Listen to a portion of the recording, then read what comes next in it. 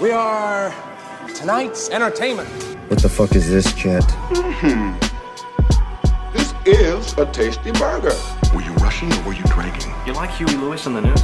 Is this your homework, Larry? Why just spill your beans? Oh my god.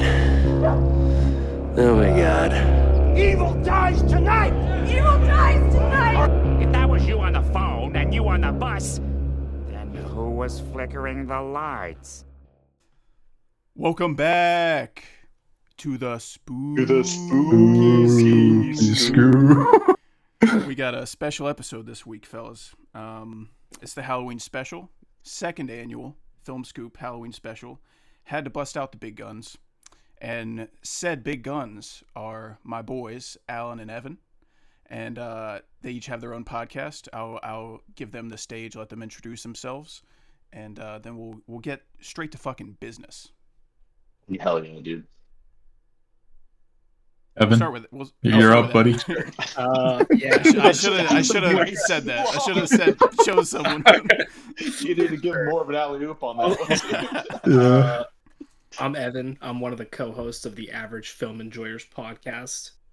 Me, my buddy Trey, and Jagger. I joined 6 months ago, maybe. It's a good time. We're at the tail end of John Carpenter's filmography right now. And it's just a lot of shit. Hell yeah, dude. Oh, God. That. Hell yeah. All right. I'm Allan. Cash kind of lied. To have a podcast, you're going to have to make episodes, which I don't do, and we don't do. So there's that. It'll come back soon. Maybe, hopefully. You never know. Yeah. We're all too old. Diaries? Yeah, that was a while ago, man. Come on. That's like the last thing you made. We need the return. Yeah. I need to get 50. We'll see.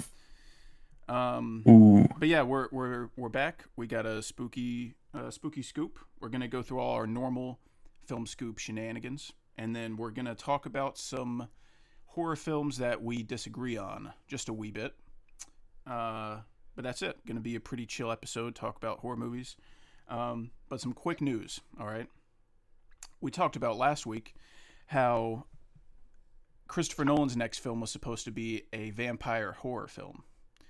Almost immediately, that was brought into question because now, again, just rumors, but now there's a rumor that his next film is going to be about a pair of aerial helicopter cops with an older mentor and younger lead, and it's going to be inspired by Blue Thunder, which is a movie that I haven't seen that I'll watch soon, and it's set in a futuristic New York. So, I'm rock hard. Yeah. This is insane. This feels more like in line with what I would expect his next movie to be. That's what I was going to say. It seems a lot more realistic than the 1920s vampire movie. I was really excited for him to be out of his comfort zone doing a horror movie, but either way, Nolan can't miss, dude. Yeah. It sounds fucking awesome. I want him to go back into action thriller category, something Tenet adjacent. Yeah. Give me as close to Tenet as possible. Yeah, just we're never getting a Tenet sequel. We're not going to get one, but I want it. Give us a Tenet 2 with Denzel Washington playing the older protagonist. Prequel sequel. Ooh, yeah. Sick. The first ever prequel sequel. Yeah. But yeah, that sounds fucking awesome. I'm gonna watch Blue Thunder soon, just because I wanna see what Chris sees. I wanna tap in. But yeah, that sounds awesome. And I do think it is a little more likely than the other one, especially since Ryan Coogler's Sinners is coming out soon, which is a 1920s or 30s vampire movie. So it would be a little odd to have another one that's so similar coming out soon. But that's all the news, at least that I cared to bring up. If you guys had any over the past week that you thought was of note. They dropped a Daredevil teaser trailer for 20 seconds. So yeah, it's hard to really say much just about it. It was just a big reel, wasn't it? Yeah, got, just 20-second teasers quick for a little bunch of flashes, shit. You know what I don't like? You know what news came out that I don't like? That David Fincher is making the Squid Game show. Yeah. Oh, Like use your time wisely. Don't make a Squid Game American remake thing or whatever it is. If you're It's gonna just make TV, fucking finish Mindhunter. Yeah. mm, I haven't seen I don't the think- original Squid Game, but I can just tell you, I don't want this. I don't. it's really good, but the ending's ass. Oh, Dude, really? I was when Squid Game first came out, I was talking to my dad, and he's like, "Have you been watching Squid Games? It's so funny, it's bad." And it was a similar thing to what you showed us today, Cash. And he had not watched the finale. He's like, "Oh, let's watch together." English dub kicks in, and I was like, I got it. And I watched the entire episode of the English dub, and it was the worst shit I've ever seen in my entire life. I bet. Fuck Dude, yeah, unless it's dude. like Studio Ghibli, you're not getting good quality dubs ever. So,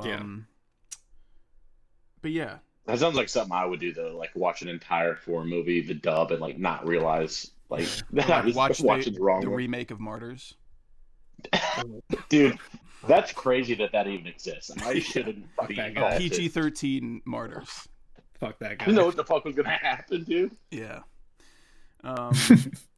But yeah, I guess we can go ahead and get straight into the trivia. It was a light news week. Does anyone want to start with their trivia? I can start. I can go if no one wants to. Okay, go I ahead. mean, all right, you're the boss. Let's see. all right. So this is just to everyone, right? Yeah. Whoever All knows right, it. my just first blurt it out one. if you know.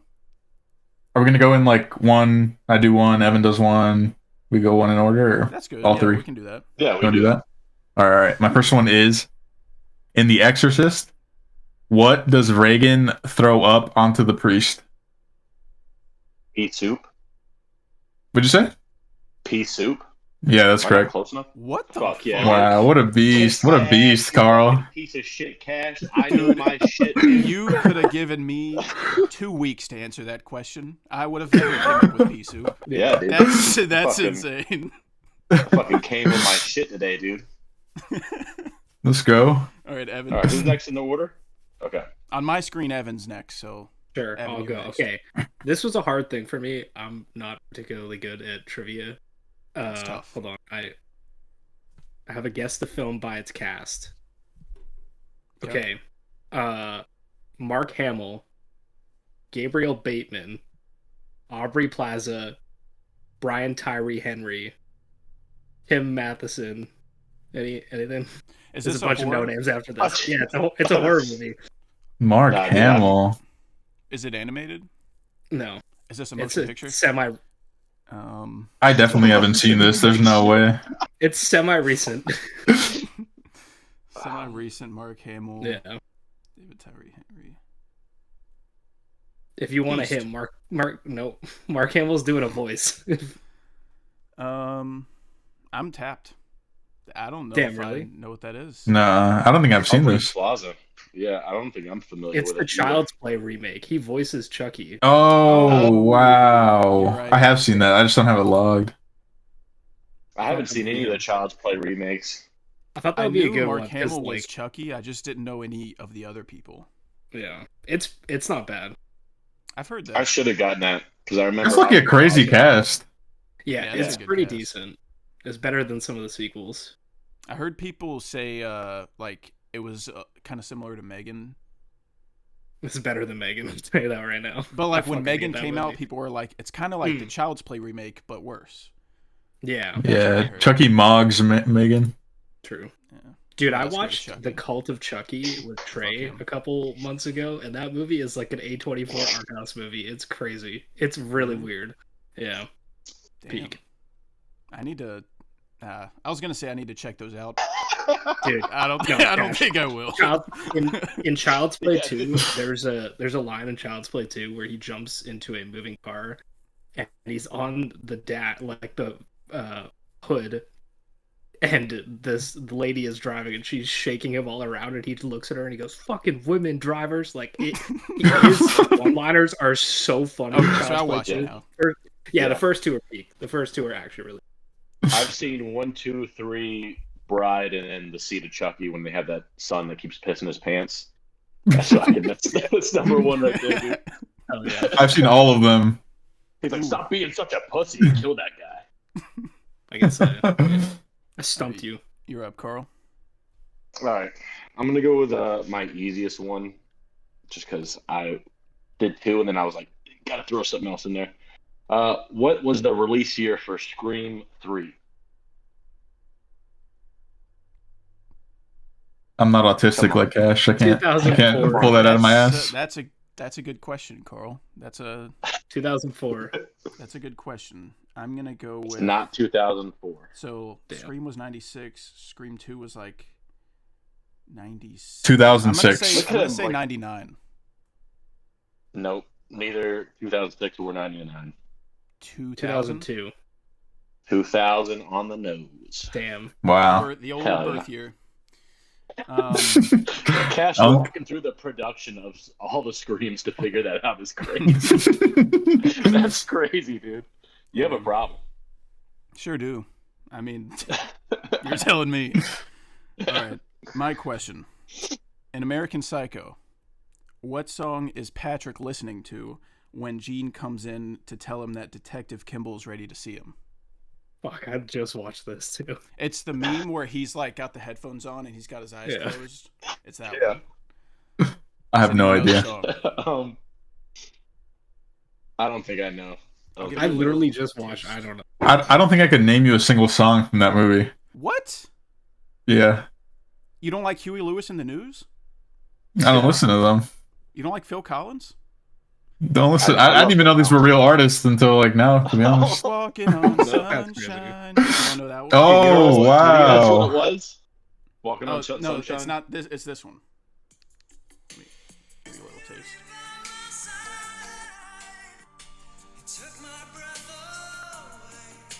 It's cutting out. Anyway, It's cutting internet. Anyway, it goes Lady in Red. Oh.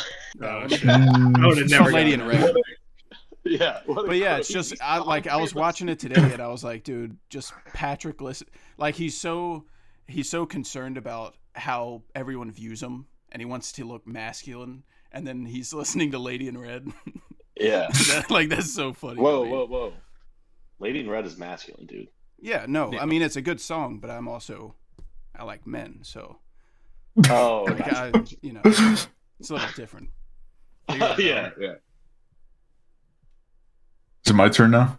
Yes, sir. Mm-hmm.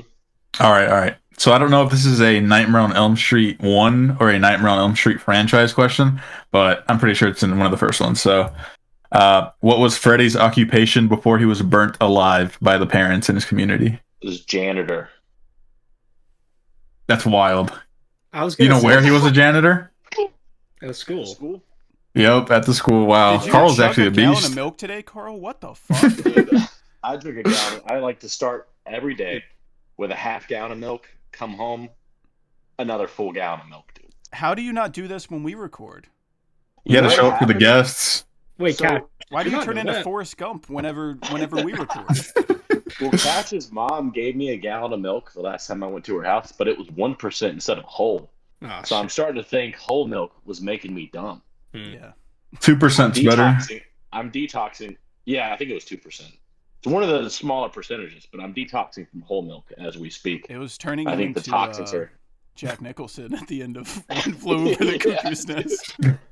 I was like genuinely mad when she was like, "Here's some milk," and then I looked down and it was 2%. I was like, "You fucking piece of shit." That's crazy. But I took it anyway. And now look at you. Not shitting Cat, your I know, pants, dude. getting trivia right. Performing. Well, I didn't say I wasn't shitting my pants. I'm getting the trivia right. Dude, eggnog season's coming. You're fucked. That shit's gross, bro. Yeah. Oh, dude. Yeah. Get the fuck off my dick. Thank you, dude. It's Allan. the best thing ever. Fucking. I don't- God. Fuck no. You guys have Brahms where you're at? I know Evan doesn't because he's like in a second world country, but Talking about Fuck the you guys have Brahms? So Brahms is like a old fashioned hamburger spot with ice cream, right?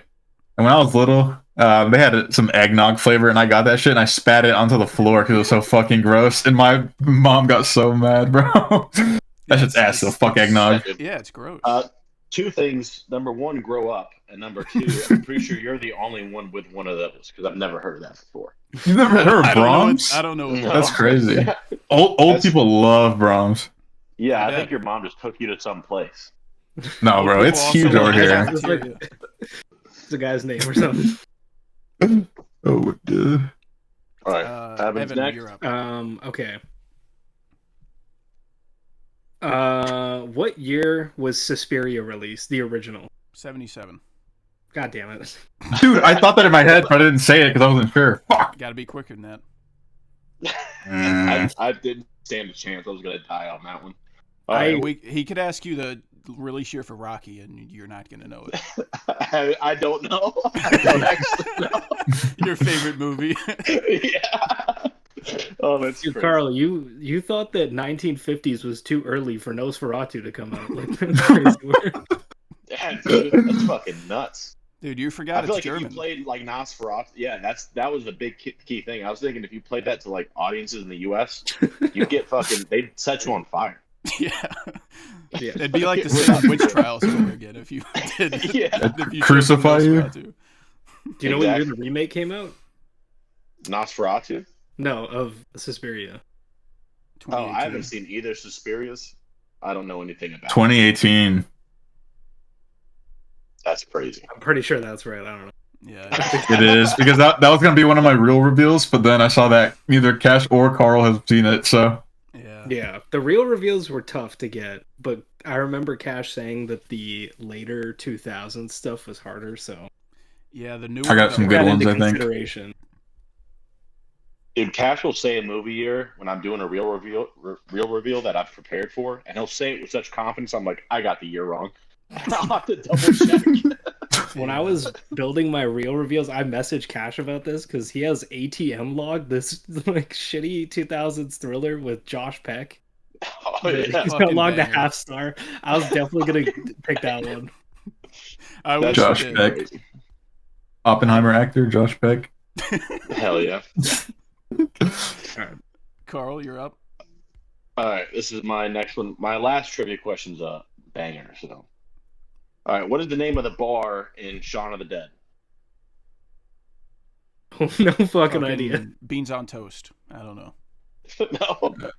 Yellow though? Nope. We're American. Named Carl. after. It's named after the gun that they use, or the brand of gun. That helps it out. Winchester. Winchester? Yeah, I think Let's go. barely squeaked it out. Look at me knowing Damn. guns. Yeah. American moment. Crush it, dude. All right, next question. What's the name of the previous caretaker before Jack Torrance in The Shining? Oh, God almighty. Fuck, What the dude. fuck? Carl, you knew pea soup. Shut the fuck up. Come on. This is Bro. not as hard as pea soup. I fold, dude. Anybody know? Oh, wait. You can get some time if you need it. It's Fuck, the bro. bear suit guy. I feel like it's a name that, like, if you hear it, you'll be like, "Yep." What's it start with? What's the first letter? D. Dale. No. That does make sense, though. D. It was Danny, named after the son. No, they knew. No. Donald Quintock. Yep, you got it. Fucking with the last name too. No. Daryl. No, I'm out. I don't have any guesses. Fuck, dude. D? That's such like a... I don't know. Daniel or something. Yeah, it's not like a common name. Devastator 5000. Almost. That's his son. Fucking Daxter or some shit like that. Daquan. Yeah. Yep. Let's go. Daquan. What is it? It's Delbert Grady. Bro, that is such a fucking medieval ass name, bro. Yeah. That's like a jester name. Delbert definitely What is that did this shit? quickly. I have no Yeah, question. that's That guy fucking crazy. did it. I don't need to see camera footage. Yeah. Yeah. His name's Delbert. Yeah, dude, That's crazy. All right, Oh Alan, my you're up. God. Insane. All right. This is like an Evan core question, but maybe you guys know too. So, shit. what is the last thing Frank says in Hellraiser before he's torn apart? Oh fuck. God weeps. Jesus weeps. wept. I'm gonna give it to Cash because he said it right. He said the right words. Yeah. That's I'm a disappointed in you, point, Evan. too. That sucks that I didn't get there. The two that don't like it got like we're on the nose. Yeah, dude. Sorry. What the hell, Evan? I You're think asleep over maybe there, we dude. just watched it more recently. He watched I it with watched us. it like 2 weeks ago, dude. I was- I watched it like 2 know. weeks ago. I probably could have gotten it if I sat on it. Oh, His brain's rotted from all the Children of the Corn movies. yeah, I'm gonna talk Oh about god, dude. I was researching like horror. it. Carl, you know I quotes watched today. all of them in 2 days. Yeah, I know you said you were going to talk about it.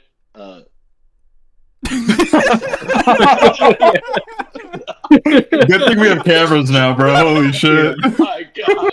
Y'all can finally Shit see the sucks. physical comedy, dude. Carl's fucking Charlie Chaplin when we record. No one can ever see it. He'll do fucking face expressions that are really funny, and I like I Carl have to explain Chaplin. it because no one can see what he's doing. But I was Oh, looking up man. horror quotes today, and Pinhead says some badass shit in Hellraiser. Yeah. I don't love the movie, but like, I think there's a part where he says, "Do I look like someone who cares what God thinks?" What the fuck? Oh my Crazy god. quote. Yeah. Too That's hard. fucking hard as Yeah. shit, dude. That's badass. All right, Evan, you're What a up. beast. Okay. This last one, I don't really know if you guys are gonna get it, but I think it's funny, so I'm gonna say it anyway. Who directed the first Final Destination movie? Nope. Paul Thomas Anderson. AJ Buffuma. His name is very close to a famous horror director. Isn't it like Delbert or something? Dover. Is it Ty Weiss? No. His name is Scott James Dickinson. Wong. His name is James Oh, Wong. I feel like I knew that somewhere in the back of my brain. James Wong Fuck. instead of Wong. Oh, Yeah, Oh fuck my James God. Wong. And Whoa. Paul S.W. Anderson. oh yeah. More he's a like shit. James Wrong. Low key, Paul I mean, come W.S. better than PTA. Get fucked. Get fucked, Look. honestly. We don't need to. We don't need to get Agreed. into it, but Asteroid Shitty. that's crazy. What? That's crazy. It's one not of the bad, it's not better bad. ones. Yeah. No. It's a nice little It's three. It's the worst one. It's the You know what's worst. shit? French Dispatch. That's Thank ass. you. Oh, That is. oh, no, no. Lea Sudow's that is beautiful so easily the worst one. physical Yeah, appearance does by not save far. it. Yeah. French Dispatch is the last, and then Asteroid City is like followed closely behind. You know how bad? Yeah, I it agree, has to I be agree. For Timothy Chalamet to not save it. No aura in that movie. That's because he had him banging Low-key. Francis McDormand instead of men. I mean, come on. That's crazy. Be real. Instead of a Put the right shit in cannibal. your movie. Yeah, exactly. I haven't seen Royal Tenenbaums, but It's good. oh, is it? Bottle Rock. Yeah, it's like a therapy session. You should watch it. You probably Bottle love it. Rock is number Cash. 3. Cash is speaking the truth, dude. Bottle I'd Rocket. give Bottle Rocket. Yeah, I think Bottle Rocket's number 3. I'd do like Grand Budapest and then Fantastic Mr. Fox. Fucking Those are the two that are Spitting. valid over Bottle Rocket. I will say. spitting. And then Isle of Dogs is 4 for me. Yep. Or maybe Royal Tenenbaums. I don't know. Moonrise is second worst to me. Haven't seen it. I got that in the Keep it. film. I think I Keep it put that way. Moonrise over Asteroid City. Well, What? you do see Scarlett Johansson in Asteroid City. Never mind. Leia That's Seydoux wrong. is full frontal in. Yeah, that's the only good part about the Dispatch, movie. though. That's why it's a 2.5 instead of a 2. Whoa, that's crazy. All right, who's Anyway. up? Alright. Wes Anderson episode. We do need to. Uh, I got a couple I need to see. Yeah. Corey, All right, my trivia question, Cash. I did this for everybody, but if you don't get this immediately, I'm going to be so upset. All right. Guess the movie by the quote. Somebody should tell those girls they're walking stupid. Midsummer. Yeah. Oh wow. Damn. Dude, the Bro, way I'm still sad. the way he You guys didn't delivers see it the is director's so cut. funny. Yeah, Dude, yeah, me it's too. so I mean, I would have loved to see it. Fucking piece of shit. Too bad the fucking lights. What happened? The smoke alarm went off or something? Some idiot was vaping in the bathroom and it Jesus, set off the bro. fire alarm and the Yeah, fire alarm It's crazy. fucking destroyed our projector, so we just never saw it. No, Some fucking waterhead out there in the wild ruined my fucking 180 experience on Midsummer, dude. Yep. It was climbing up the ranks, and I will never get that again. Yep. Yeah, My life it went is up to a 5 for me because of that. God bless. What do you have it at, Carl? I was so fucking zoned. Dude. I haven't Oh. readjusted it. I don't know what I have it at, to be honest with you. But I was so Probably dead not on. long. Bro, the way it looked on the IMAX screen was insane, bro. Like the colors, I could like feel them on my face. I'm so mad we didn't get any of the A24 re-releases in IMAX. Dude, Yeah. I wanted to go to the Lighthouse. And we didn't get the so Batman. Fucking bad. It's not on my app anymore. It's in the 13th, right? I think. I don't know. I might I'm have going. to drive somewhere to see it. I need to see that shit. I'm fucking Driving for a exhausted. 4-star, crazy. What? I've got Midsummer at a 3-star right now, and it was climbing up. I think like at the movie I was watching, I was like, it's gonna be like a 4.5 if it ends good. Oh man, that makes me so sad. And then, God, yeah, dude. You guys got to get the director's thing. You can probably find it on eBay for cheap. I had Hopefully. it and I sold it before watching it. What is wrong with you? I want that, and I want the Lighthouse one that Cash has. Yeah, I kept I bought Just a steal it. pack, and then I sold Midsummer and like kept the Lighthouse. So Damn. yeah, The only like That's a physical better that I movie. need to buy for the Psych. director's cut is the Tree of Life Criterion. Oh, because it's so the director's good. cut is on it, and the director's cut is a fully different movie. It's like Really? 45 minutes longer, and the entire movie is re-stitched together. Like, I think plot lines Cash would are hate that movie. Yeah, you wouldn't like it. It's better than 2001. Dude, there's like a 40-minute sequence after the first act that's just like watching Planet Earth. Mm. You watch the birth of the universe. It's fucking trippy as shit. Well, I do It's tend so to like peak. movies that make you rethink your life, but I also That one like does. Terrence Malick. It's dude, so it's it's so like the two sides of me are fighting when it comes to. Have you seen Thin Red Line?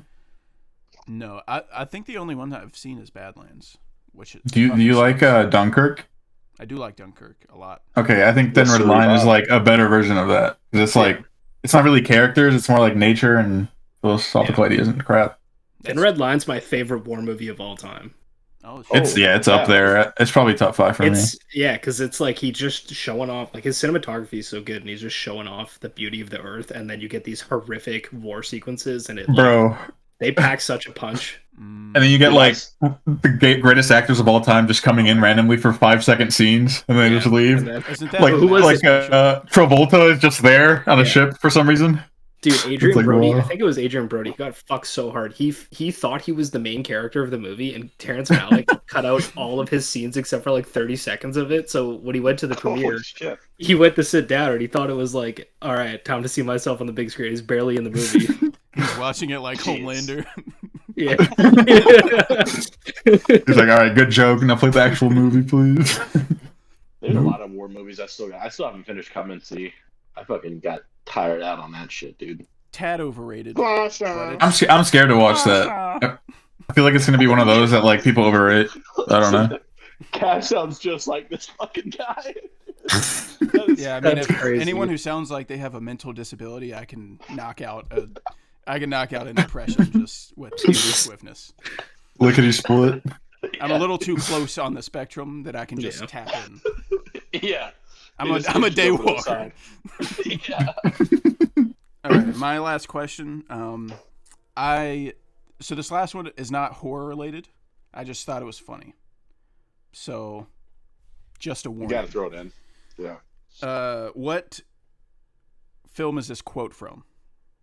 When I sign that cast, should I make it out to Mr. or Mrs. Bitch? I know this. You've all seen it. That's Brawl and Subblock 99. Yeah, it is. Fuck. That movie. Dude, get on my fucking level, dude. That was the best part of the movie. Damn. You're on a roll. Yeah, what the fuck is going on right now? Dude, I'm telling I perform well under pressure, and I think that I gotta show these guys that I know how it's done, you know. Yeah, maybe it's the headphones. Maybe like the That could be. headphones are your thing, Dude, your totem. maybe that's my tism. Like I need to He subbed cancel out out the Yeah. subbed out the milk for Coors Light tonight. Yeah. Had to level up. Hell yeah. All right. Is that all the trivia? That's all I had. You're Yeah. All right. So next up, we got some horror reveals, and we're gonna do them in a competition of sorts. We're gonna do a little tournament. Me and Carl are gonna play like normal, and then Handicap. Evan and Allan are going to play. Handicap. And then the winner And then whoever play each other. is gonna beat Cash, and then the winner versus Sometimes Cash. I fold. Sometimes because he'll say a release year, and I'm like, oh well, it can't be this because it was this year, and then I get the year wrong, so I just fucking fold. So it's possible. All right, I'm hoping I get a lucky year that I know. But yeah, the two winners will play each other, and then we'll see who's really King Penis of Real Review. I should have picked the Lighthouse or something. King Come. I was trying to stump everybody. All right, I will do mine first for you, Carl. So you can go ahead and let me know what you want. Yeah. Let me see what flavors we got today. For me to pick the same thing that I always pick. I'm going to go number of words in the title and release year. Okay. Words in the title is 2. Release year is 2015. That's not good. That's not good at all. I'm going to ask a question because I'm a piece of shit, but do I have this logged or rated? No. Awesome. Great stuff. You made your bed, pal. You got to lay in it. Yeah. God dang. 2015.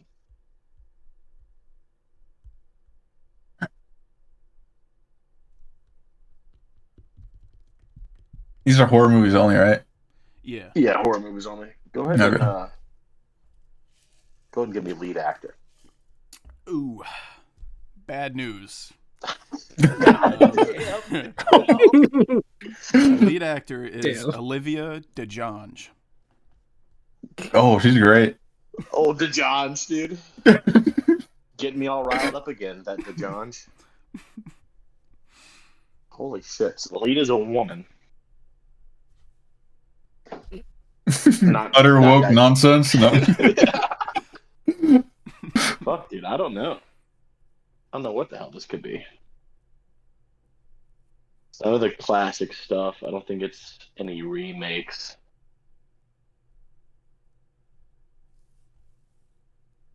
Fucking hell. Can't think of anything that would help me here. There's Give me definitely It's really director. fun knowing the movie. Give me director. Oh, I could have told y'all the movie I was giving Carl. I looked it up. I know what Do movie you know what it is now. Really? Yeah. I looked up the actress. Oh, okay. Yeah, that'll give it away. 25 points for director. The director's M. Night Shyamalan. Oh my god, is it a horror movie that he's done? I think he only makes horror movies. So. They're mostly horror movies. Yeah. I mean, I don't know. That's They're either horror or they're so it's not bad. So it's not way. Split. It's not Unbreakable. It's not Old. The fuck else did he make? It's not Signs. Buddy. You got this, bro. Just think. There's an easy way to find out what it is. Just He's think. narrowing it in. He's got a pretty M. small Night. filmography. Yeah. Oh, The Visit. There you go. Oh yeah. Yeah. So that I only was, took 75 points. Yeah, 50. He thought of shitting himself and it came to him. 66 points for old Carl. Damn. So I'm ready. See if I can beat that. I got a feeling that you might. All right, go ahead. All right, release year. 2012.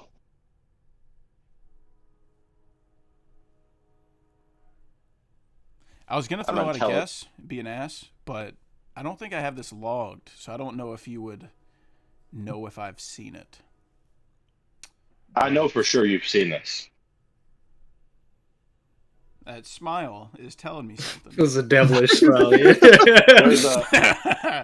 There's a story behind this. The but smile is worth 1,000 words, Carl. I won't give anything away. Is it VHS? What the fuck, dude? Is it VHS? I want you to know, I have so much shit written out for this. You fucking scumbag! I wrote the lead actor. You smiled. Video from VHS. That's crazy. Yeah. Yeah, you shouldn't have smiled. Wow. Do VHS? Yeah. What the fuck is wrong with you? That could be anything. Because our VHS lore is funny because we watched it on accident because someone told me to watch Rec and I played VHS because I didn't know the difference. I thought it was Rec. So when you smiled and you said 2012, I was like, this is VHS. That's fucking insane, dude. You cheated, dude. I had to write down like 7 different lead actors, actresses, writers, fucking all this. I wrote Moby Dick in my fucking notes for every guy like that. You loser. I was gonna throw out The Woman in Black with Daniel Radcliffe. I didn't know if I've seen that, so I didn't guess it. And ATM, what Evan talked about earlier, was 2012. So that would have been crazy. That's evil. It up and I guessed it. Well, 12 points. I'd say I won there. Mm-hmm. Thanks for holding us up on that one, Cash. Evan, do you want me to go first? I'll go first because I think I maybe accidentally made this a little harder than it probably should have Oh been. my god! All right. Okay. If you feel bad about it being a little too hard, you can like give them hints. Yeah, like small. I'll give you hints. Okay. Gosh, it's the movie that I told you about. Oh, okay. Let's do release year. 2019.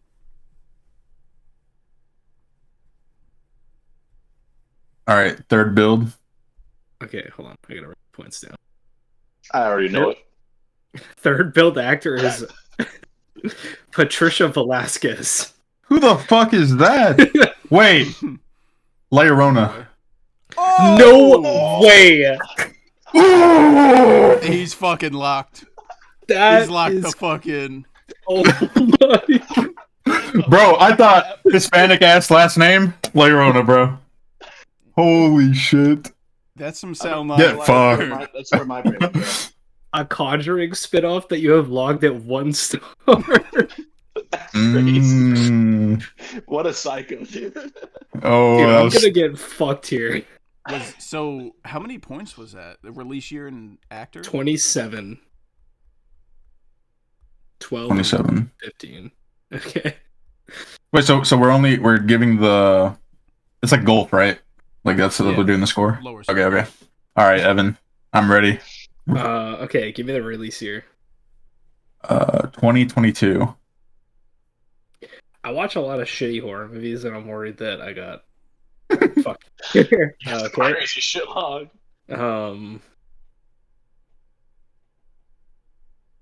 Number of words in the title. 3. Fuck.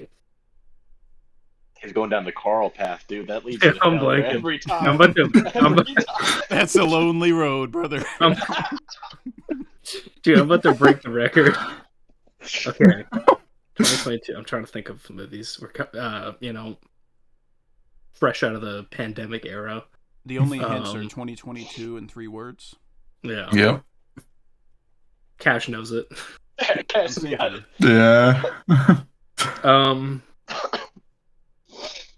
How many points is that? You're at 16 right now. I'm taking my phone out just to look at the points thing. I promise. We trust you. Okay, so 22. So you get the cinematographer. I don't think that one's gonna help. What did I get again? Just so we can know what he's 27. needs to get. 27. So I'm fucked here. So I'll just try and solve it. Give me the director. Director is Helena Rajan. Fuck you. Fuck you. I feel like your score might help. Yeah, give me my letterbox score. 4.5, Oh shit. which he gives every movie. Cool. No, I usually give everything 5 stars. 4.5's. Oh yeah, true. So we know it's not a profit. True. Truth nuke. You guys are gonna have to fill the dead air while I think about this. Oh, we have tons of dead air on the scoop, brother. Shit. Dude, my mind is blanking on 2022. Do it live. 3 words in the title. 4.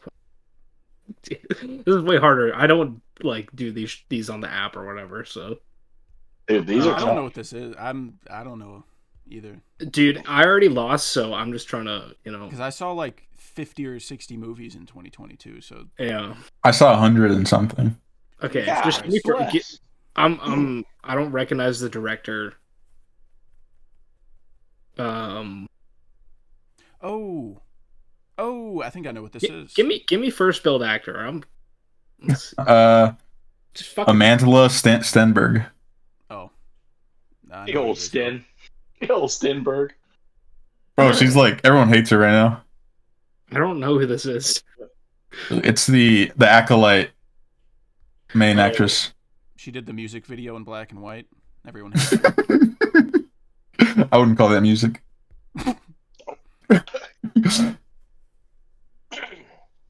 Come on, Evan. Dude. Okay. There's a. You know what would be a there's cool, another actor that would give it away. There's like 2 that are like really strong picks, I think. But one of them isn't on here. Surprisingly. I don't want to tap out. I'm not trying to do that, so I might just, set a world record. Not trying to Carl out. No, okay. Give me. I'll max those points out. Yeah, give me third build actor. Third build. Myhalla. What the fuck? That's how you say your name. MYHA''LA. Myhalla. Okay. You just fucking cursed me for life. Give me the second build actor then, goddammit. Maria Bakalova. Oh shit, bodies. Yeah. God damn it, dude! I almost picked this shit for you. Oh, really? Wow. Shit. Yeah, Bro, you know what would be a cool category? A studio, like the main studio. I feel like that'd be a cool one to add. Yeah. Yeah, Fuck. that'd be cool. All right, so it's me versus Cash.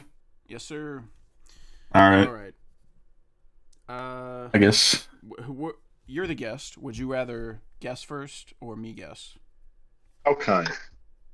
I'd rather have you guess first so I know my points and where I'm at. Okay. All right, so I'll take the release year. 1999. Up spooked, he's just gonna say it. That shit said it's so weird. Oh, I have a guess, but I'm not sure if it's a horror movie. Is this like clearly horror, or is it like kind of horror? Oh, I've never seen it. Oh, He's on okay. the YouTube. Well, that helps because this movie I'm thinking of you've seen. Okay. 1999. And I've seen it. Yeah. Okay. So is Carl. Oh shit. Whoa. A rare. I know one. what it is. Might be too much info there. Uh-oh. I got locked in. Sure, pal. Allan, I think we might be Carl's good luck charm. We're getting dragged back for every single scoop just for the trivia portion. 1999 horror movie. I went off Letterbox genre, by the way. Like everything on here is from Letterbox. So God, Okay. that's what I did for Under the Skin, and Cash had a conniption about it. that is a horror movie. Yeah, it is. Hey, it Okay. was just salty. It's a horror movie I'd like to be in, but it is a horror movie. There we go. I don't care if My I get first- turned into a bag. I'm not guessing this because I don't because you've seen this, so it doesn't count. But my first thought was 8mm because it's 1999 and it's like horror. Is that horror? Adjacent. It's like the same argument as 7. Oh, dude, I'm so stupid. I thought you were talking about 8 Mile, like the Eminem fucking bio. I was like, wow. I know his music's Very ass, but come on. Oh shit. Okay. Give me my letterbox score. You have this at a 4. I know what it is. 1999, 4-star. Oh, I think Audition. I think I know what it is. What'd you say? Audition. That's your guess? Yes. All right, that's 5 points off. So Fuck. Oh, that's wrong. it's That's not what I thought it Audition. was. Audition is 99, and I have it at a 4-star. So I Yeah. thought that was. Hold on. I forgot to. I didn't have my calculator up. So you did. What'd you do? Release year? Release year and. Your letterbox, Yeah. and then you guessed once. Okay, you're at 22. Fuck. I'm getting I know my what it ass is. in here. 99. 99 was such a goated year for movies, but I feel like not that many crazy horror movies came out.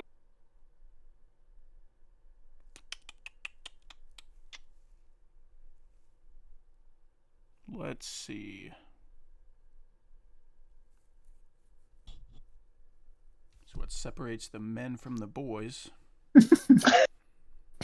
You me bring you a glass of milk, dude? Dude. The 2%? The 2%, yeah. Not the 2%, no. Oh. No.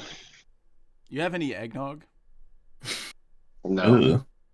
In like 2 days. Bro, I went My to sister Waffle said House. she was gonna bring some, and then she was like, "Yeah, I can't get a hold of it." I was like, "Fuck." What do you mean you can't get a hold of it? Stupid? That's to the dealer. Go to the store. It's like What the I guess hell? it's like black market eggnog. She was like, "It's the good stuff," and I was like, "They only sell one brand. What the hell are you talking about?" TikTok is the good stuff. Fuck, dude. Have you guys had a Waffle House chocolate milk? No. Bro, That's a very specific thing. that Is it any shit. Okay, different than anywhere else? yeah, it's fucking thick as hell. I think it's like the one that I Is go it to. They had milkshake? they had Highland. Carl, what do You you know that We're gonna brand have of to- milk? Listen, we're gonna have to really analyze what you just said. What do you mean? Ordering chocolate milk at Waffle House. Bro, I can't. listen. I can't legally arrest you for anything, but you should be behind bars. I didn't want to drink. I didn't want to drink Coke with my waffle, bro. Drink water like a fucking Get sane juice. person, dude. Get some orange juice or some shit. Chocolate Bro, milk no, with a waffle? here's the thing, Evan, Sounds with the like orange red juice. beans, like last meal. What the Yeah, I never hell? break it Here's down the thing for me. about- I never Bro. been to Waffle House. They give you it in bottles. They don't give you like the cup. So it's like I don't even know if there was like free refills or not. Like here's another bottle. I don't want to pay for another bottle. How do you guys like your eggs? While we wait for Cash to log in. Thanks for filling in the dead egg. I do not what I like need. eggs. You don't eat eggs? Nope. What? You soy millennial? Throw up. What? I like. Eggs are man You shit, know bro. what's funny? I can't believe this never came up on the scoop. Carl won't eat eggs. If he eats eggs, he'll throw up. But you know what he eats? Omelets. I thought you were saying That's eggs. It's eggs with small Yeah. pieces of other things mixed in. but Dude, it's that's just eggs. scrambled No, dude. eggs folded Yes. over. You You do buy- a lot.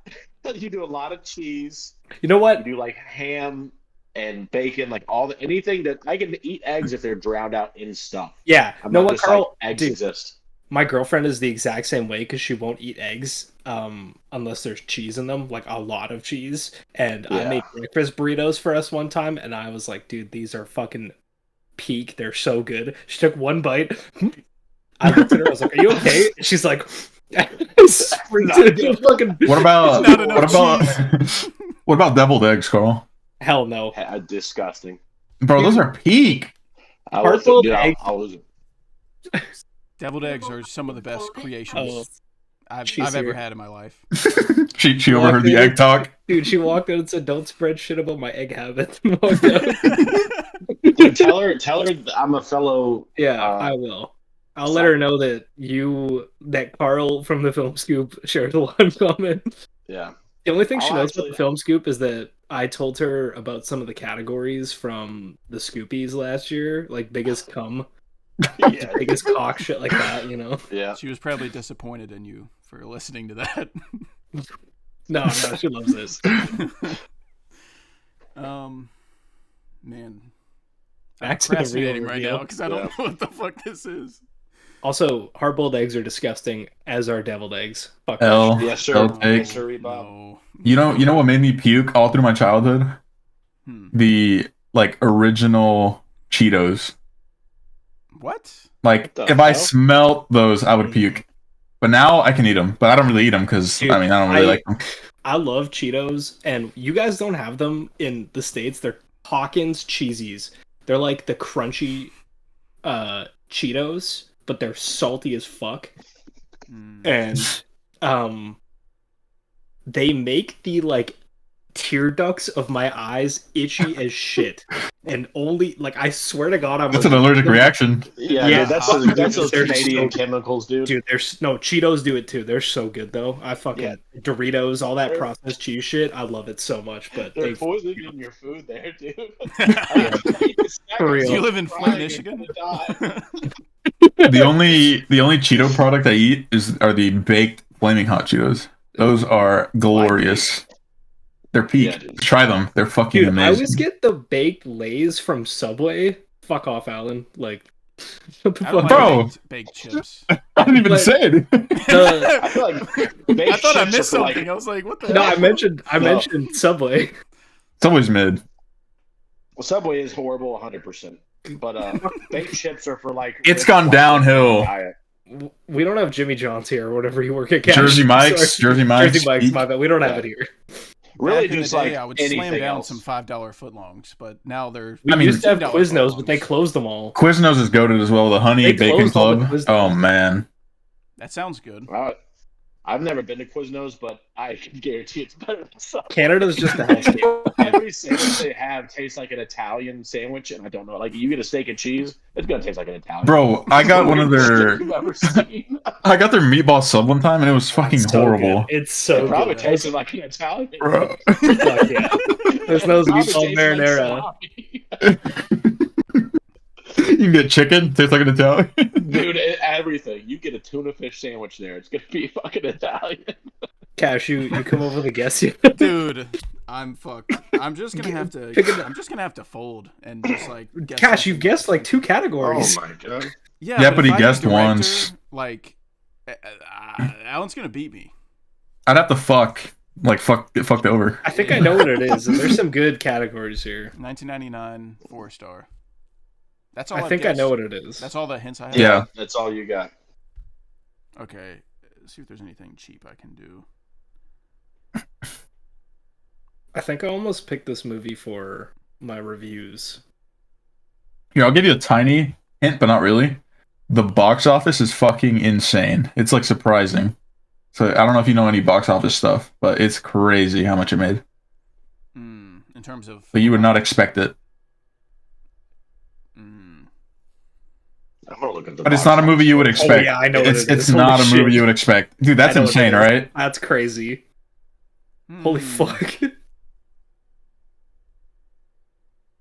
Dude, okay, just give me.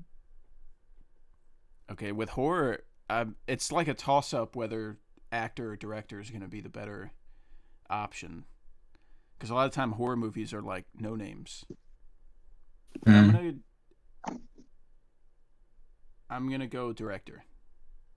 M. Night Shyamalan. Oh fuck. This is. Make sure I don't fuck it up. Bro, going through his whole filmography by Yeah. chronological order right now. 'Cause I almost fucked I hate up. him. It's The Sixth Sense. Yeah, all right. Dude, You I got almost had 47. signs, so I had to. You know how much money it made? $672 million. Yeah, that's like Marvel shit, bro. Oh my That's god. fucking Wild. insane. That's why everyone thought All right. he was like the new. Cash, you coulda- Spielberg. You could have snagged like second build actor or third build actor because it's Haley Joel Osment and Bruce Tony Willis. Collette. I have no idea who that is. Haley Joel Osment is the kid. Oh, yeah, I don't know who that is. That's probably why I've never Plays, seen it, so. Yeah. You never seen The Sixth Sense? Mm-mm. Whoa. All right, I gotta beat 47, Cash. Let's go. Yep. All right. What do you want? All right, well, I'll do release here as well. 2018. And I've seen this Yes, sir. Sure have. logged, or I've just seen it. You have to pay have to it answer that. Logged. I have to pay to answer that. I can tell you what you give it if you ask. If I want. Yeah. You know what? Let's do that. Give me my letterbox rating. A 4.5 burger. Holy shit. 2018 horror 4.5. Yes, sir. House that Jack built. Fuck you, dude. That's ridiculous. Oh my god. That's insane. I knew it wasn't Hereditary because that's a 5, and I mean the House that Jack built realistically is a 5 as well, but on rewatch, you know. Damn. Fuck. Damn. There you go. That's a good pull. Number of words in the title would have been crazy. Yeah. I was gonna pick, if I made it to the second round, The Invitation, but I couldn't tell if I would get fucked for horror or thriller because it's like is that the 2022 one, or is that there's like an original one? 2018, I think. Or 20... I think they're both called The Invitation. They're both called The Invitation. Are they not remakes? Oh no, they're different. No, they're unrelated. They just named it. Okay. Cash, would you have accepted that as a horror?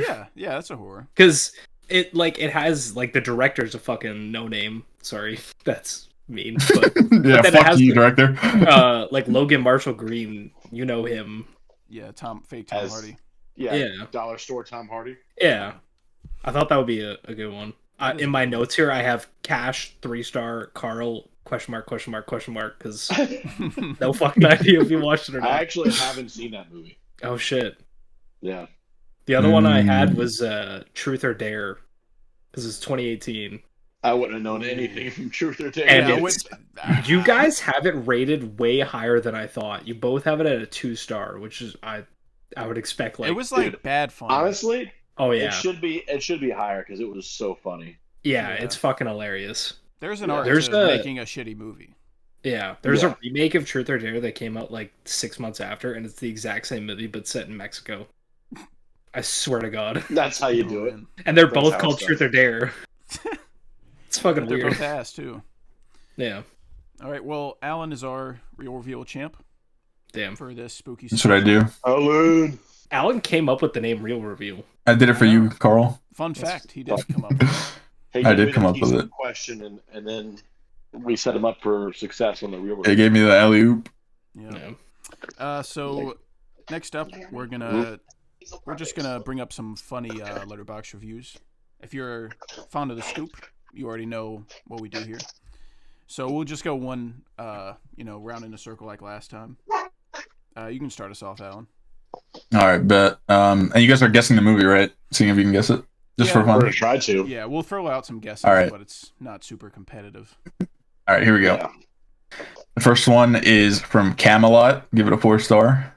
The terrifying story of a home invasion and the family who's forced to defend themselves by any means necessary.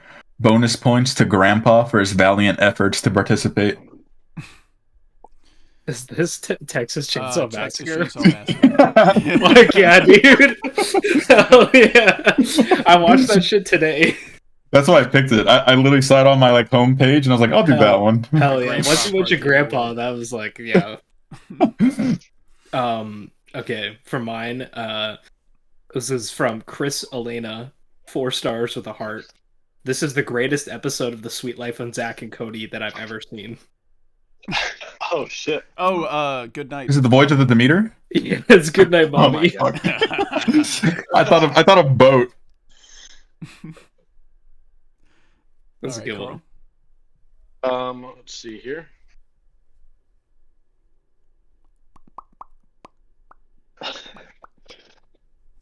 I did this to my. This is by Demi. I did this to my buddy Eric. Frowny face. Joker 2. To my buddy Eric. I did this to my buddy Eric with a frowny face. Is it Joker 2? It's not Joker 2. That would have been classic. Because Joker, yeah. Yeah. The Human Centipede. No, that would have been a good one though. I don't think anyone's gonna guess this, but it's funny it's even funnier when you know what it is. I'm trying to think of like torture movies. Is it the Evil Dead remake? It's not the Evil Dead remake. I don't know. Is it Saw? No. It's you want me to say it? Yeah. It's for Possessor. Oh, I haven't seen that. Yeah. The frowny face at the end was crazy. I do gotta watch it.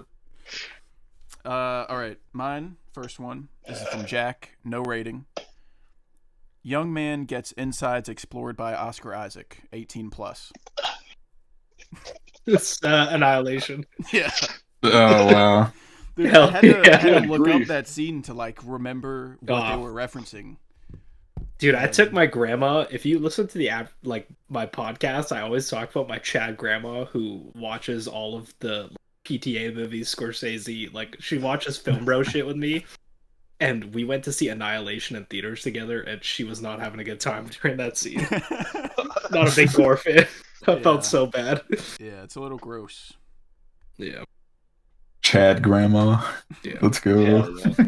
She loved Master. Master. She grandma. She's a big Master fan. Did she like Oh men? yeah, dude. She's a scoop up now. They hate the mess. Yeah. Yeah. I mean, the Master is great. Like, you can just fall right to sleep. Don't put your fucking hands together, Carl. You can just fall right to sleep, and I see what you mean, Cash. Dogs That's with what his cured hands, my so. insomnia when I had COVID. Yeah, when I was okay. pacing around a hotel room for 7 days. Yeah, when you cracked Wow. The Master. It was just like that. the Master is the equivalent of eating plain Greek yogurt. Get fucked. It fucking sucks.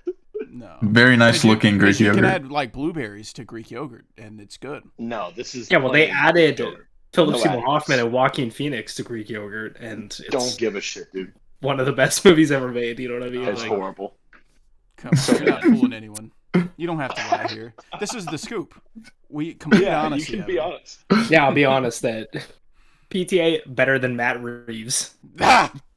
This guy. He's got What jokes. a jokester. Can finally speak. my That's why truth. we had you on, Evan. You're a comedian. That's, Oh, okay. Yeah. I mean, Matt Reeves does have the best movie out of both their filmographies. So. There you Disagree, go. Evan. Go ahead and disagree.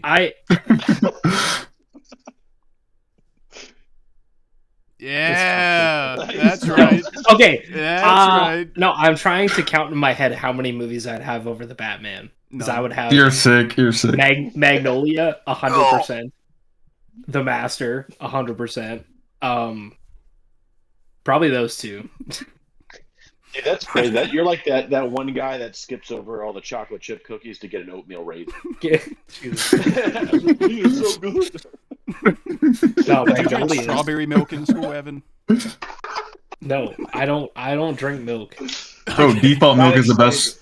I Default milk was is the joking best. about egg. Chocolate milk. Not at school. Sprinkles. Default milk was the best. No, I was full joking about chocolate milk. eggnog, but I've never tasted eggnog in my entire life. Yeah, don't. Yeah, dude.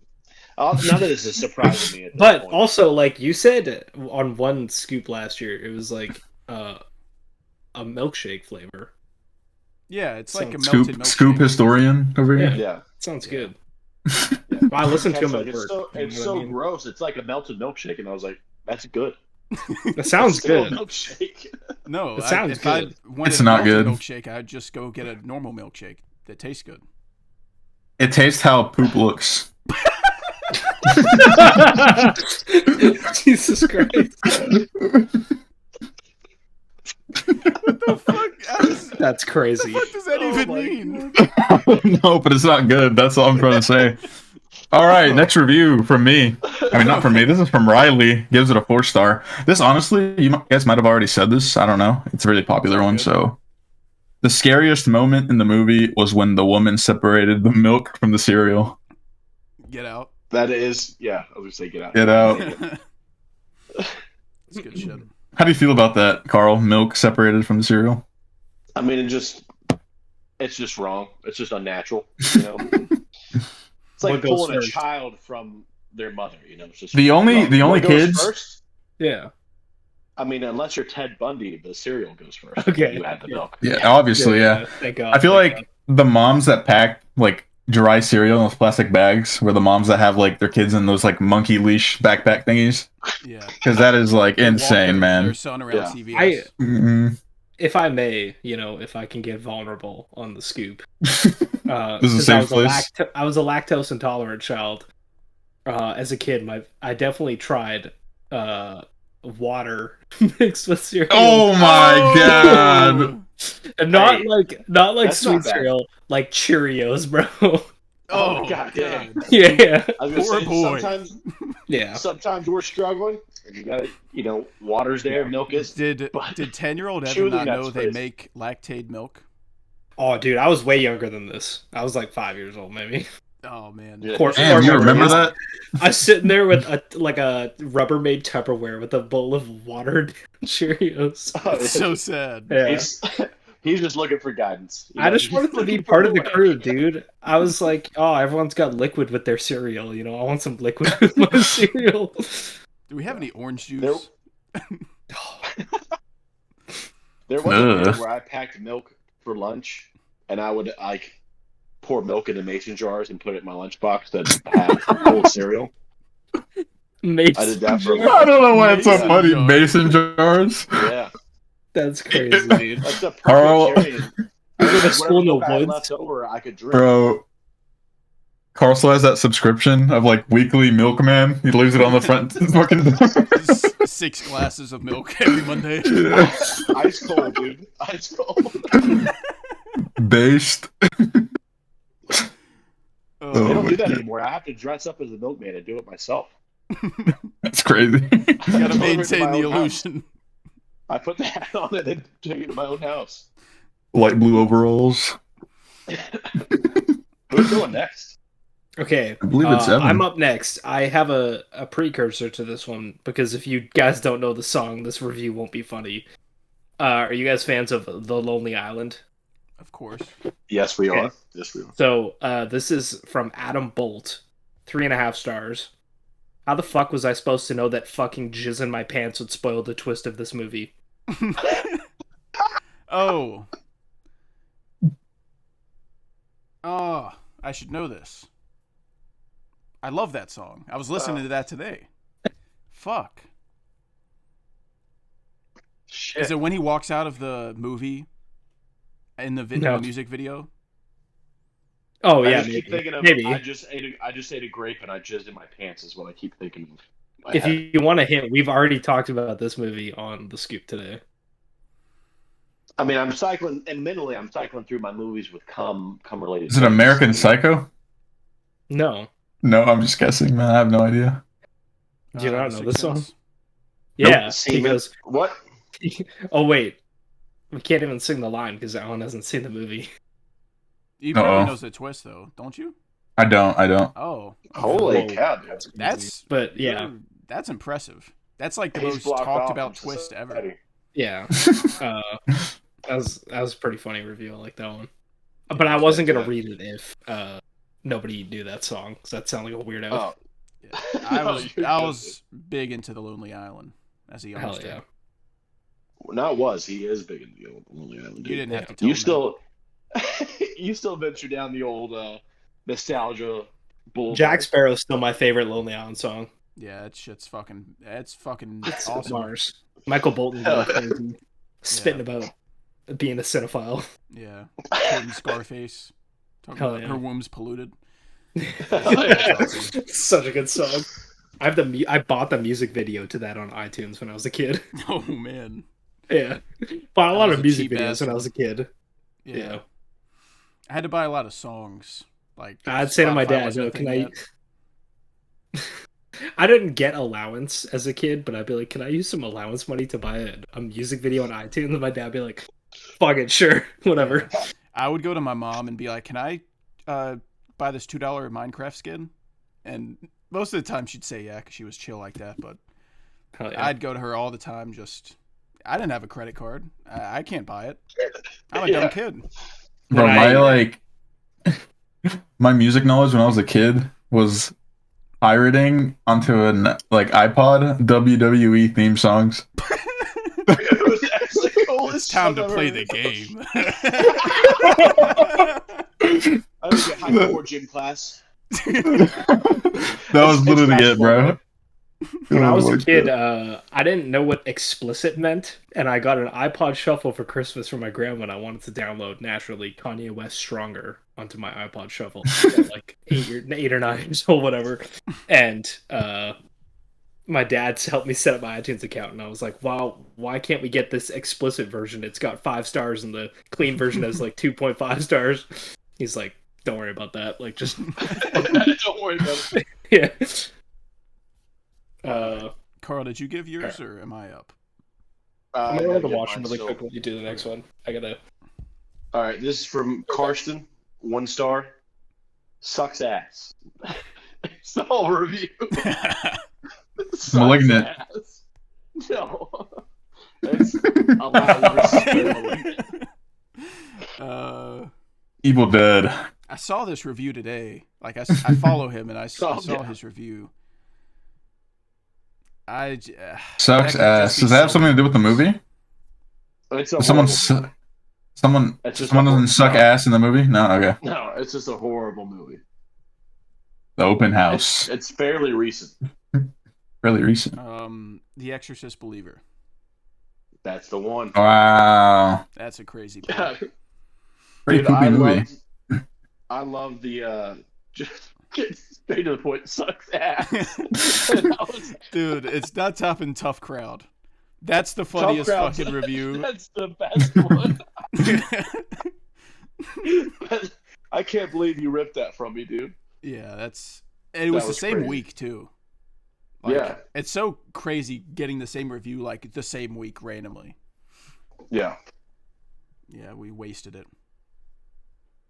Daggum. Oh well. Trying to fill some dead air until Evan comes back. I was thinking we were still gonna go, and you know. Well, he's gonna miss our great review. I mean, I could. Mm. I could. Embarrassing story, but one time, since I'm anti-eggs, this kind of ties into what we're talking about. I went to IHOP and I ordered crepes, and they brought out this fucking thing to me, dude, and I was like, "This is crazy." I felt like such a psycho ordering those that like I ate them, and they are good, but I'll never order those again, ever in my life. They're just like I felt like anorexic pancakes, right? Yeah, I felt like such so Yeah. un-American. I felt like I felt like a terrorist ordering. Waffles are the shit. Okay, I'd rather everyone in the world know that I shit my pants than that I ordered crepes one time. Dude, crepes are just dessert omelets. These were savory. They had like cheese and shit on them. Oh, What the fuck? no. Yeah. That's Whipped cream and gross. chocolate with a cherry or strawberry drizzle on top. That's good shit, dude. Bro, yeah, that's what I had. Nah, dude, I don't know what you're talking about. I eat pancakes like a real fucking man. I've never had a crepe in Yeah, my but life. I don't even know what that is. waffles are better than pancakes. Waffles are the goats, yep. with That's no 100% dough. accurate. I Well, got cups for my butter, dude. Like, What's the ranking though? It's waffle, pancake, French toast. No. Waffle, It's waffle, French French toast, toast. no. Yup, thank you, Cash. Base. No. Carl's spitting French toast below pancake. I would have fucked Exactly. French toast. It's so good. Nah, dude, I can't think of a single thing the French do well. Dude, you can go to the store and buy like the frozen French toast sticks, and they're peak. French fries. Wait. Dude, French toaster sticks, the Eggo ones, holy fuck, they're so good. I almost bought those, but they were in toast form. Like they were Yeah, in bread but they shape. break I didn't apart. want that. I No, wanted, like, no. little You sticks. toast them and they break apart. They're like That's woke mob agenda, Evan. I don't know. they're what you're talking about. creased. No, Cash, trust me. And they have like Why would I buy something where I have to do work? They should come in sticks. Well, what the fuck do you want? You want to toast them one at a time? No, That's you don't put them serial in a toaster oven, Evan. You lay them flat. I don't have one. I'm not putting my actual oven. I'm putting I like just realized that like my shit talk about the French is kind of like a jab at Evan a little bit. Well, here's the thing I was going to say. Are you shit talking the France French or the Canadian French? Because if you say the French have never done anything right, you're disregarding poutine. And Which you're is- disregarding Right Denis now? Villeneuve. I think they both suck. Whoa, there's a person outside Evan's window. She's dead. She's going to her I was aunt. gonna say. Oh, she heard the French egg slander and she French- left, dude. Yeah. Dip. I was gonna say French and French Canadian as far as shit talk goes. No difference. They both There's suck. But there's then- two there's two things that French Canadians, like we have Montreal style bagels, which are the best bagels in the planet. and poutine. What do they take away your freedom? You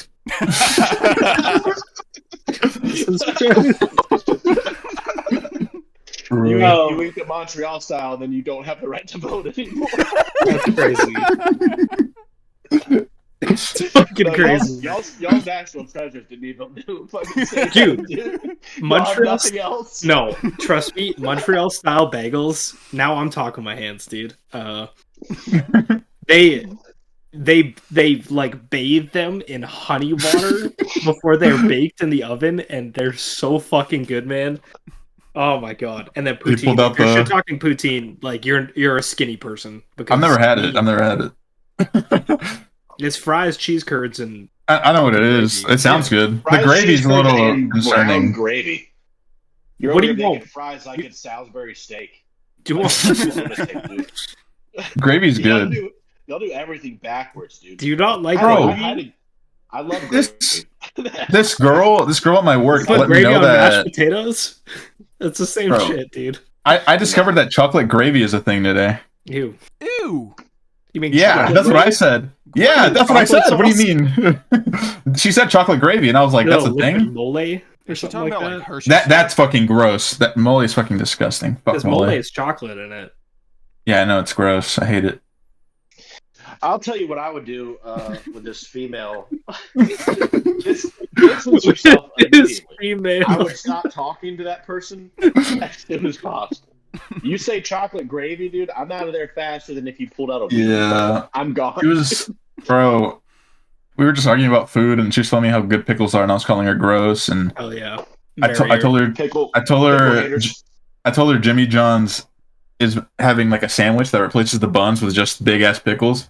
And she got so happy, and I told her that we get closer to hell every day. Like, it's just terrible. Like, God, it's so ass. Cash told me about that. I thought I was in Canada. God damn it, dude. All right, to switch the heat off of Evan real quick, because he's getting fucked. Yeah. When I was a kid, when my mom made hot dogs, she would make chili and slaw to go with them. Fuck yeah. Slaw? That's what you do. Yeah. She would make chili and slaw. And when I was a kid, I didn't like slaw. So I didn't either. When she made mine, I still don't like slaw. She just put chili on them because chili's good, and I liked chili when I was a kid. So I thought that what I was having was hot dogs with chili and slaw because she never told me she wasn't putting the slaw on it for me. I thought that was the same. Did you know what so slaw I went was? to a restaurant and I ordered a hot dog with chili and slaw, like my mom makes for me. And then I showed up and I was like, "What's all this white stuff?" And I was like, "I ordered chili and slaw. You put some weird shit on my plate." And then my mom had to explain to me in front of the guy that those are two different things, and that I like chili and not slaw. That's crazy. Yeah, he did not process it all. There was hand in that.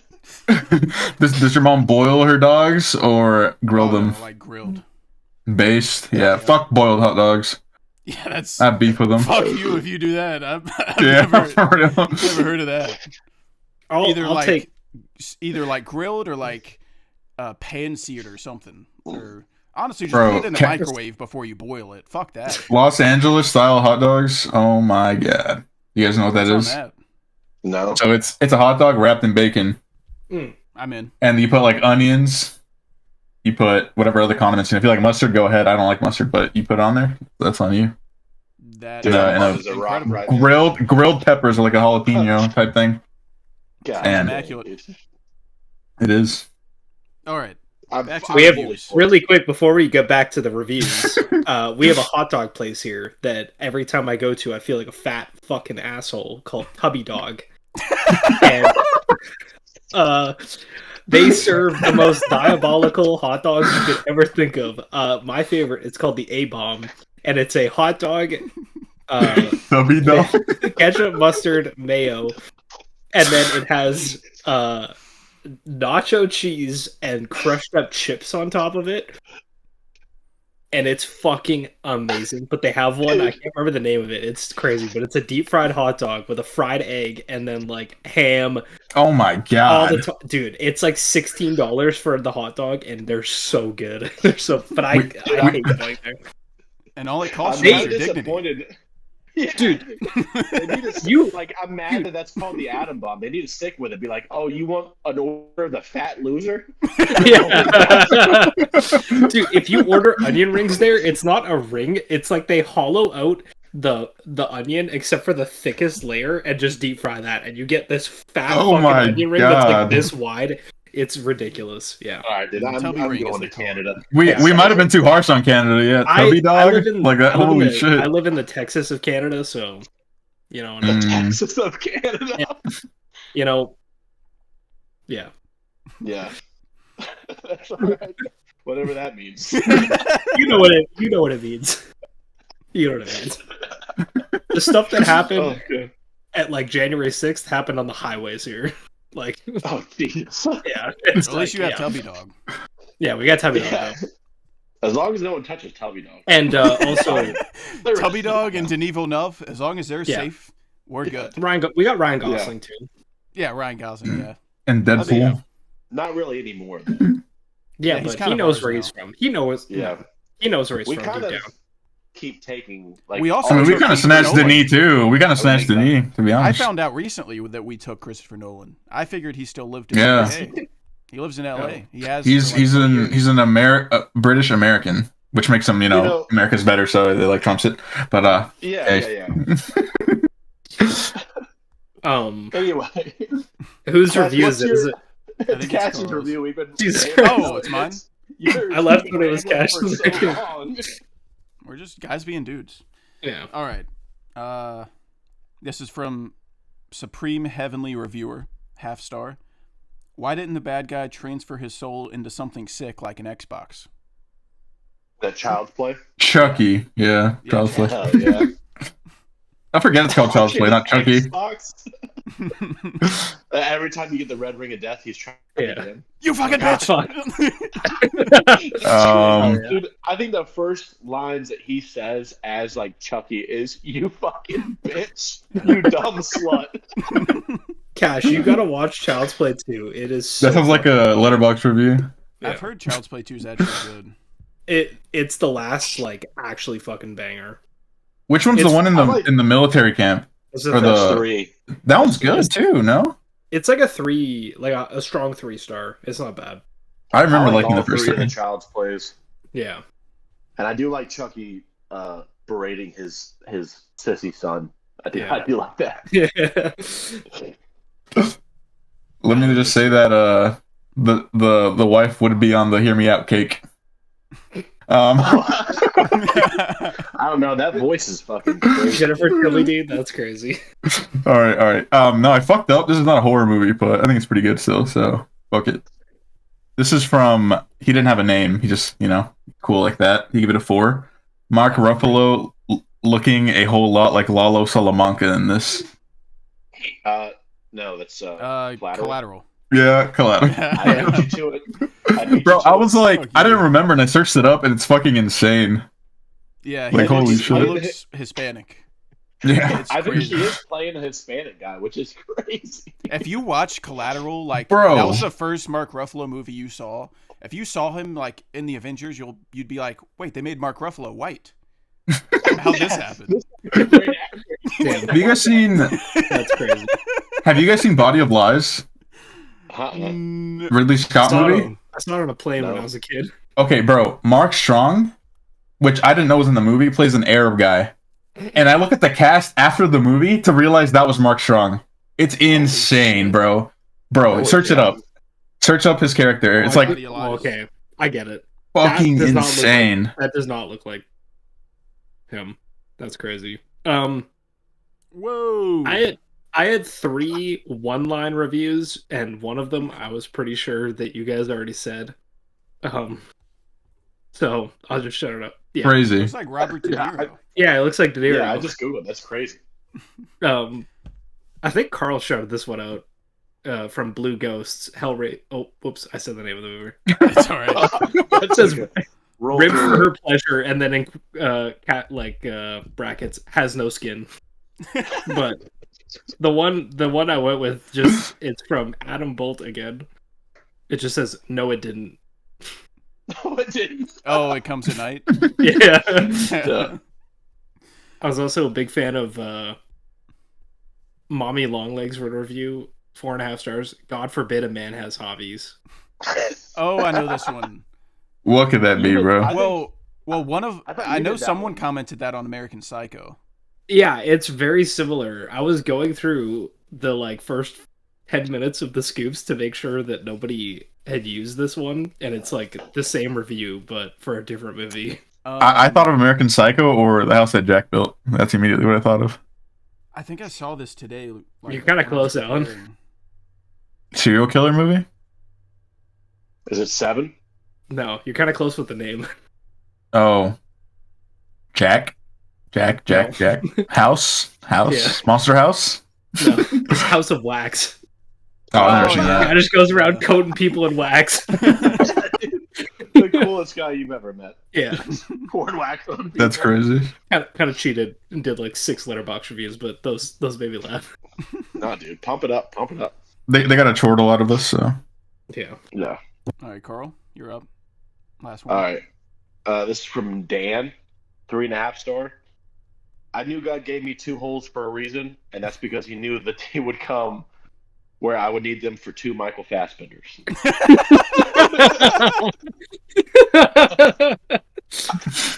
That's fucking definitely good. Alien Covenant, definitely. I can't believe I haven't seen that before. Yeah, I read that. I was like, no way, we haven't done this before, and I couldn't remember seeing That's it anywhere. fucking hilarious. Oh man, well mine's not as good as that, but You blow and I do the fingering. That's what I say. All right, this one's from Esther, 1 star. Really makes you think. Like, what if Superman was an evil little boy? Probably would be bad news. Right, Burn. Yeah. So that's all for the Letterboxd reviews. So now we're just gonna swim on into a casual conversation about some films we disagree on. Are we doing watch list or no? Oh right. Yeah, you're jumping right through because I have a movie on my watch list that I think, if I read Letterboxd right, which I probably didn't, I think Evan's pretty fond of. Who? I watched The Exorcist 3. God. Fucking cinema. Dude. You not like it? I liked it a lot, but I felt... So I'm not a huge fan of The Exorcist. Like, I respect it, but I'm not the biggest fan of it. And 3, I think, is the most creative, wild, like, iteration of what The Exorcist is. Watch 2. I really liked... Yeah, I watched the idea behind it, but then I skipped over 2, and I feel like there was some shit that I lost in the mix. I don't know. I don't think 2's connected to 3. Because there's some stuff that like is covered in 3. I think it's just a little too long, and I think it focuses on the first initial priest too long. Because there's a scene that opens up. I started dying laughing immediately. But this priest is like, I keep having visions of falling down these long steps. And then the next scene, he explodes out of a window and falls down these long steps for no reason. It's a vision. Well, that's how. That's the first one, right? Exorcist ends. That's how the first movie ends. Is it? Yeah. Yeah. Oh, Yeah. okay. Maybe I should have rewatched The Exorcist, but like, Well, 2. that was so funny to me. Like, he shot out of the window like a fucking missile, dude. That was so wild. The second one is a shit sequel, but it's like an insane like solo movie. Like the director was on crack making it. Fucking insane. Yeah, I was hoping. I think I heard bad things about The Exorcist 2, but I do think that The Exorcist 3, like at its core of what it is, I prefer to The Exorcist, which might be a fucking hot take, but I mean, I don't. Yeah. Does it have a cool song? I prefer 2 over both of them. So. Okay. Whoa. Yeah. That's kind of. I've never heard that. Now I want to watch The Exorcist 2. Yeah, I need to watch it as well because I didn't. Make sure you're in the right mindset. It's a crack. Like it's insane. The movie. Like I don't know what they were thinking. Did you like the ending, Carl? Because the studios made him change the ending. He used to like the original ending was way darker, and he had to cut it. I guess it depends. I thought the ending was fine. I guess it depends on what There's some ending was gonna be. Yeah, There's some crazy gore in the ending. Yeah, It's pretty fucking awesome. Where he's like, he's on the ceiling or the wall. He's peeling away. That's fucking awesome. There's some really cool stuff in The Exorcist 3. Like I said, I wish they had just kind of focused on the detective himself, and I think the other stuff was fine. I think I think that it's just a little too long, and I think it should have focused less on the less on the priest and more on the detective himself. Yeah. It's like they were throwing stuff in to tie into other stuff that it didn't need. It can hold itself up. Yeah. I gave it's really 3.5 though. Yeah. It's really different from the original, and I love the like pop aspect to it. I think it's really interesting. Yes. Every time a murder happens and they're going to investigate, and you're just goddamn. There's a very famous jump scare in it that was like plastered over every single Watch Mojo horror list for like eternity. And I had seen the jump scare itself, but I hadn't seen the entire like 10-minute sequence leading up to it. So I was expecting the jump scare, and I was just like, when the fuck is this going to happen? And even though I knew what the scene was, I still thought it was super effective. Are you talking about the scene? Yeah. Yeah, I saw that. I completely forgot it was from The Exorcist 3, so I saw it, and I was like, oh shit, this is the movie. Yeah, it's like the Leo meme where he points at the screen. Like, it didn't scare me, but I just thought it was a really tense scene. It's I think it stands on its own really well as just like a cool demon horror movie, but also like an investigative thriller. Yeah, I have it at a 5. I think it's as good a movie as the original, but they're like very different in that the original Exorcist is like more about faith and like that kind of stuff, and this is like a bit more what the fuck's going on here. It's hard to watch like The Exorcist and then The Exorcist 3 and then come up with a different place to take The Exorcist as a story, because I think 3 covers so much like cool ideas of what it is. But Flame God's gonna do it. I have faith. I'd be fine with a reimagining of 3 if you wanted to do that. That'd be sick. I'm muted. Evan, do you remember the shot of them in the cell? They're like facing each other, and the light is like coming out. That is insane, bro. Yeah. That shit's fire. Hell yeah. Yeah, movie's fucking awesome. Yeah, I completely forgot to go over the watch list. So, Carl, since you already started, go ahead and do the rest of yours. So, I did a lot of horror. I started out with horror like sequels that I heard good things about. So, I did Exorcist 3. Then I watched Halloween 2, which I had seen before, but it had been so long. Rob Zombie. No, this is the original. Better than Halloween 1? The only good scene in that movie is the hot tub scene. I did really like that scene. The hot tub scene was awesome. sick.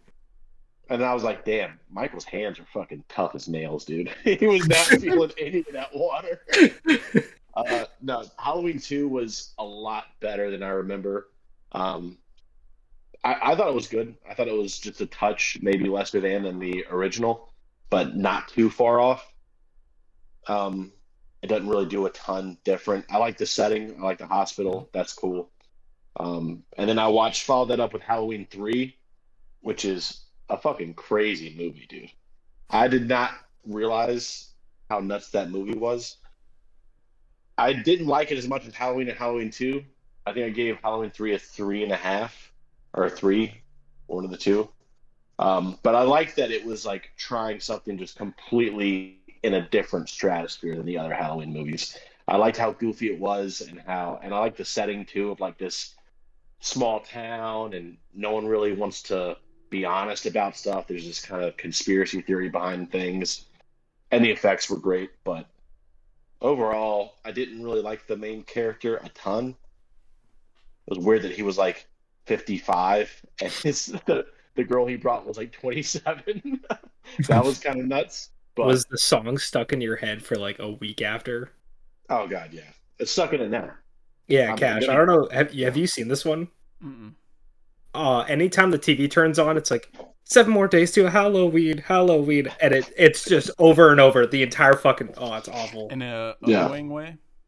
Oh, super. Oh, yeah. It's way higher pitched than I sing it. these dumbass kids start singing along with it, dude. It's almost as bad as the ice cream shit from was it WandaVision? Is that Oh, what I was the gonna ice say, cream? is it as bad as the Duloc scene from Shrek? It's That just seems like peak. that. Okay. It's just like that. Yeah. Alan, no lying here. Shrek hater. No, Shrek's awesome. That scene fucking blows. Bro, that seems good. What are you talking about? But no, I liked all three of the Halloweens. Obviously, I loved the original Halloween, and then Halloween 2 was really good. Halloween 3 was good. Stop there. Don't continue. Yeah. Dude, I Halloween accept it. 2 is the reason I hate Halloween as a franchise, because Laurie Strode is such a fucking weak final girl where she spends multiple movies in a hospital bed doing nothing. Well, that's And the then- only one, like, Well, it I kind happens of like again in box her in that trilogy almost. it happens again in Halloween Resurrection, which has the first 20 minutes of that movie is maybe the worst, most offensive thing to ever happen to horror movies. Holy shit. And then the other hour of it is Busta Rhymes judo kicking Michael Myers around, and it's fucking hysterical. Yeah. Let But- me go ahead and add that to the watch list. Yeah, the first 20 minutes of Halloween Resurrection is like the most disgraceful thing to ever happen to horror movies. It's I can't fucking- remember. Have you guys seen H2O? Yeah. I think that's the one that I think I saw 1, 2, H2O, and then all the new stuff. Yeah. LL Because I can't remember. Absolute aura. I can't remember if the start of that movie is also like disgraceful, like you're saying, Evan. Like, It's not as I bad. don't want to spoil it. Like, does somebody kiss someone else and then jump? That's Resurrection. That's okay. I was getting them confused. Holy shit! Yeah, that's ass. Yeah. Yeah, I don't think I've seen Resurrection, but it's hard to keep track of like. If so much I stuff think that if they goes- removed the first bit of that movie, it would be Oh, a yeah. fun, good movie. Because like the concept is really cool. I think. I just pretended. Yeah, it's set in a haunted house, and they're filming it, and Michael Myers shows up and just fucks shit up, and Busta Rhymes is just walking Spin around. kicking. Yeah, he spin kicks Michael Myers out of a window, and Michael Myers lands on barbed wire, which lynches him off the balcony like a noose. It's crazy. It's fucking You awesome. guys keep describing the coolest movie. Yeah, in the no, world.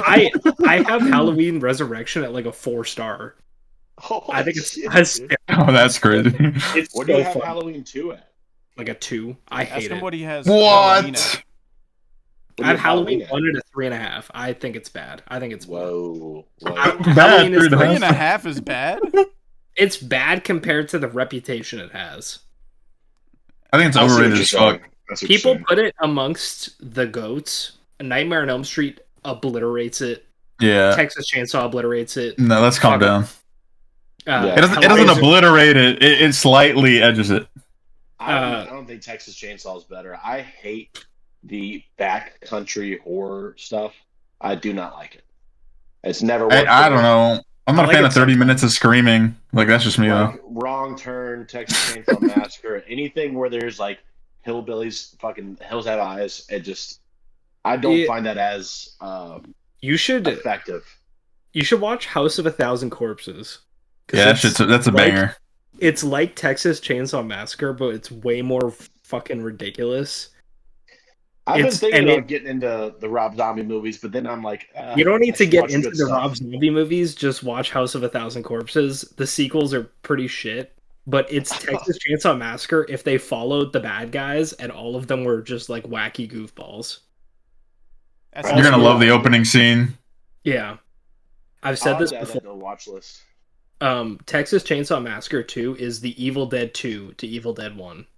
It is a full-blown comedy where Leatherface is like romantically ballroom dancing with people that he's trying to kill. It's fucking I hysterical. have to check that out. That's awesome. It's a full-blown comedy. It's so funny. Yeah, Dude, I love it. I've had a lot of fun checking out the horror sequels because like I always like in my Yeah. head think not as good as the original. I shouldn't waste my time, but like watching the Halloweens and then watching The Exorcist 3, I was like, I need to start checking out more horror sequels. Yeah. For sure. Now I've I just only gotta seen- watch Children of the Corn. Let's not talk about that. We'll talk about one of the Children of the Corn movies that's fucking awesome, but yeah. Texas That's Chainsaw Massacre awesome? 2 is a bit. Oh yeah. The third Dude. Children of the Corn movie is a super corny body horror movie with like these vine tree monsters. It's Corny. like, oh yeah, Come on. yeah, I'm just on my A game. Dude, Children of Corn 3, I gave 4 stars, and the rest of the franchise, the other 10 movies are 1 to 1.5. Yeah, my finger's hovering on the Nuke Canada button. Anyway, the other movie I watched was The Ritual, which is a Netflix movie. I love the monster design in The Ritual. The fuck is that? It's from Joker. Oh, The Rizzler. See this one, Evan? Ritual. Jesus Christ. That's from Twin Peaks. God damn. That's crazy. I don't know if I'm up to date on modern meme culture to even know what the Rizzler is. Go watch the Tonight Show episode from last night. But anyway, The Ritual was good. I think I gave it like a 3.5. Yeah. I love the monster design. I love the setting out in the woods. I love this, like, the idea of this cult and this spiritual, like, entity. It all works for me. It's just not the craziest. I feel like they dwell a lot on, like, the main character's past trauma and not as much on what's going on, like, as they're going through stuff. And I know it correlates a little bit, but I feel like it's just a little too much. I probably have it at the same as you. Sorry, really quick, but I felt like it lost a bit of steam. I've only seen it once and it's been a while, but like I remember it losing a bit of steam towards the third act when he finds like the town. Yeah. Because the isolation of that movie is the scariest part. Yeah. The Ritual's and then, cool. Like, though. yeah, it's cool. It definitely loses steam towards the end, and then like I like the idea of a cult, but when you like when you focus so much on them and you see their faces and stuff, and you realize like these are just like unwell people. None of them look good. They're all having a bad time. It's just like not as effective. But it was cool. It was fun. It was fun. And then I watched The Frighteners, coming off of my Brain Dead kick. Was this the Michael J. Fox one? It is. I fucking love Michael J. Fox. I don't think he's done a single movie that I haven't enjoyed. He's the best. Love him. This movie was good. It didn't like blow me away like Brain Dead did, but it was still fine. CGI is very dated at this point, but like that movie's really got some balls. Like it involves like a mass shooting and serial killers and all kinds of stuff. And I was like, dude, this is kind of nuts. And then to weave that into like a horror comedy is kind of crazy. But I liked it. I thought it was a fun time. It had me dying laughing a few times. And then the last thing on my watch list is Venom 3, which I watched with Cash. I don't know if you wanted to chime in on that, Cash, since your watch list is lesser than because you're an amateur. Yeah, all right. Settle down. Yeah, I initially gave Venom 3 a 3, and then the more I think about it, the more I want to lower it. I think I was just being too nice because I love Tom Hardy. I'm biased, but the more I think about like that movie, it's so I really don't like what they did with the story and the villains of that movie. I think they're some of the most forgettable, bland villains I've seen in a comic book movie. And like, is Null not the main villain? No, brother. There you go. Not to spoil anything, but fuck, I'm muted. He's not in the movie. Like everything you saw in the trailer is all you see of Null. Less than a minute. Evan, the movie, the first shot of the movie is Null, and then you never see him again. So I should wait. That's not true, right? You see him don't again, pay to like, watch this. He's not a part of the story at all, really. Yeah, I wouldn't pay. Because pay to see it. Carl, I don't know if you know, but we don't have unlimited screenings here, so I have to pay for every movie I go see. Oh yeah, not surprised at all. Bro, I'd actually like. I don't know if I can say this on YouTube, but I'd go to the 99-cent store and get a rope Yeah. If I couldn't go Everything see I movies for fucking free. pirate so many movies. I mean, allegedly. Captain Cam Watch over here. I would see No, like 5 Venom- movies a year if I had to pay full price. I'm a cheap Dude, that'd be so sad. I get one free movie a month, and it renews on November 1st, and I'm using it on Anora. Like, Based. yeah. No, I think off rip I gave Venom 2 a 2-star. I try to turn my brain off and tell myself that it's not like what I know as Venom, and it's just like this fun thing. But even then, like I feel like the amount of goofiness that they do in Venom 3 is crazy. Like there's an entire sequence that not only looks bad, but isn't funny to me, and then doesn't project the plot any further except for just like, oh, Venom's some goofy guy. If anything, it's just like them making a dumb decision to further the plot along. Like it was, I did not like it. Is the, like, because, yeah, again, I haven't seen it, but, like, the Venom horse and the fucking frog and whatever, like, is that a big part of it? Because it looks so funny in the trailer. They're in the movie for, like, 2 minutes, and then you never see them again. Yeah. They do, like, flex the abilities of what Venom can do, and that's, like, one of those sequences, the Venom horse and stuff like that. Like, he does cool stuff with the symbiote, but the scene I'm talking about, Cash probably knows what I'm talking about, but it's like it's bad. It's not good.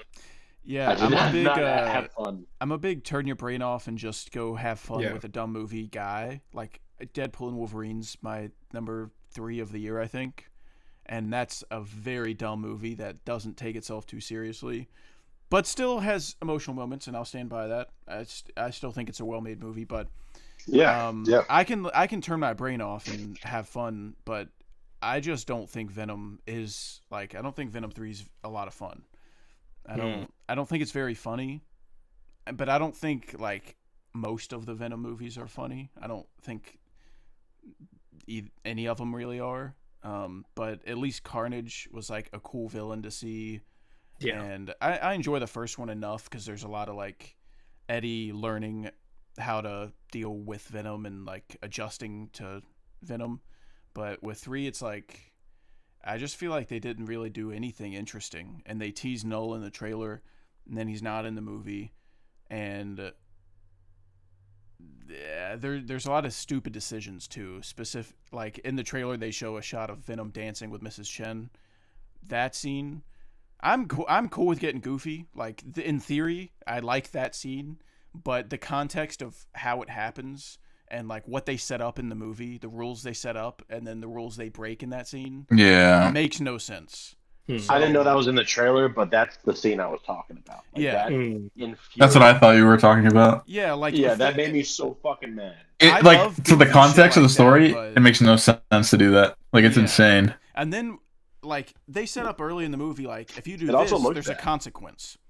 And then they do the thing they know they can't. If you want to talk spoilers, I don't give a fuck. By the way, it's all right. I don't really need to get too specific. I don't even think it's like a crazy spoiler. Like the concept of the movie, it's just like the hardship that they're going through with the movie, right? To get past it.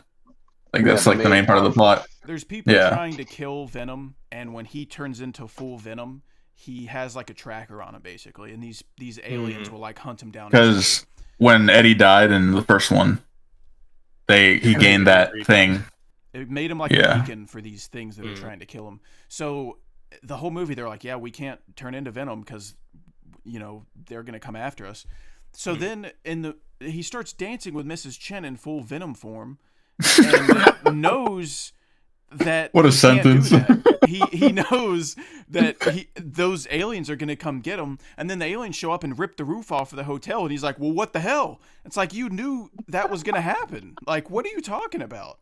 And now, like, so many people die because of that. Like, they endanger so many people. The plane? That's crazy. Yeah, the plane, too. Yeah, fuck that was insane, bro. These people aren't in it.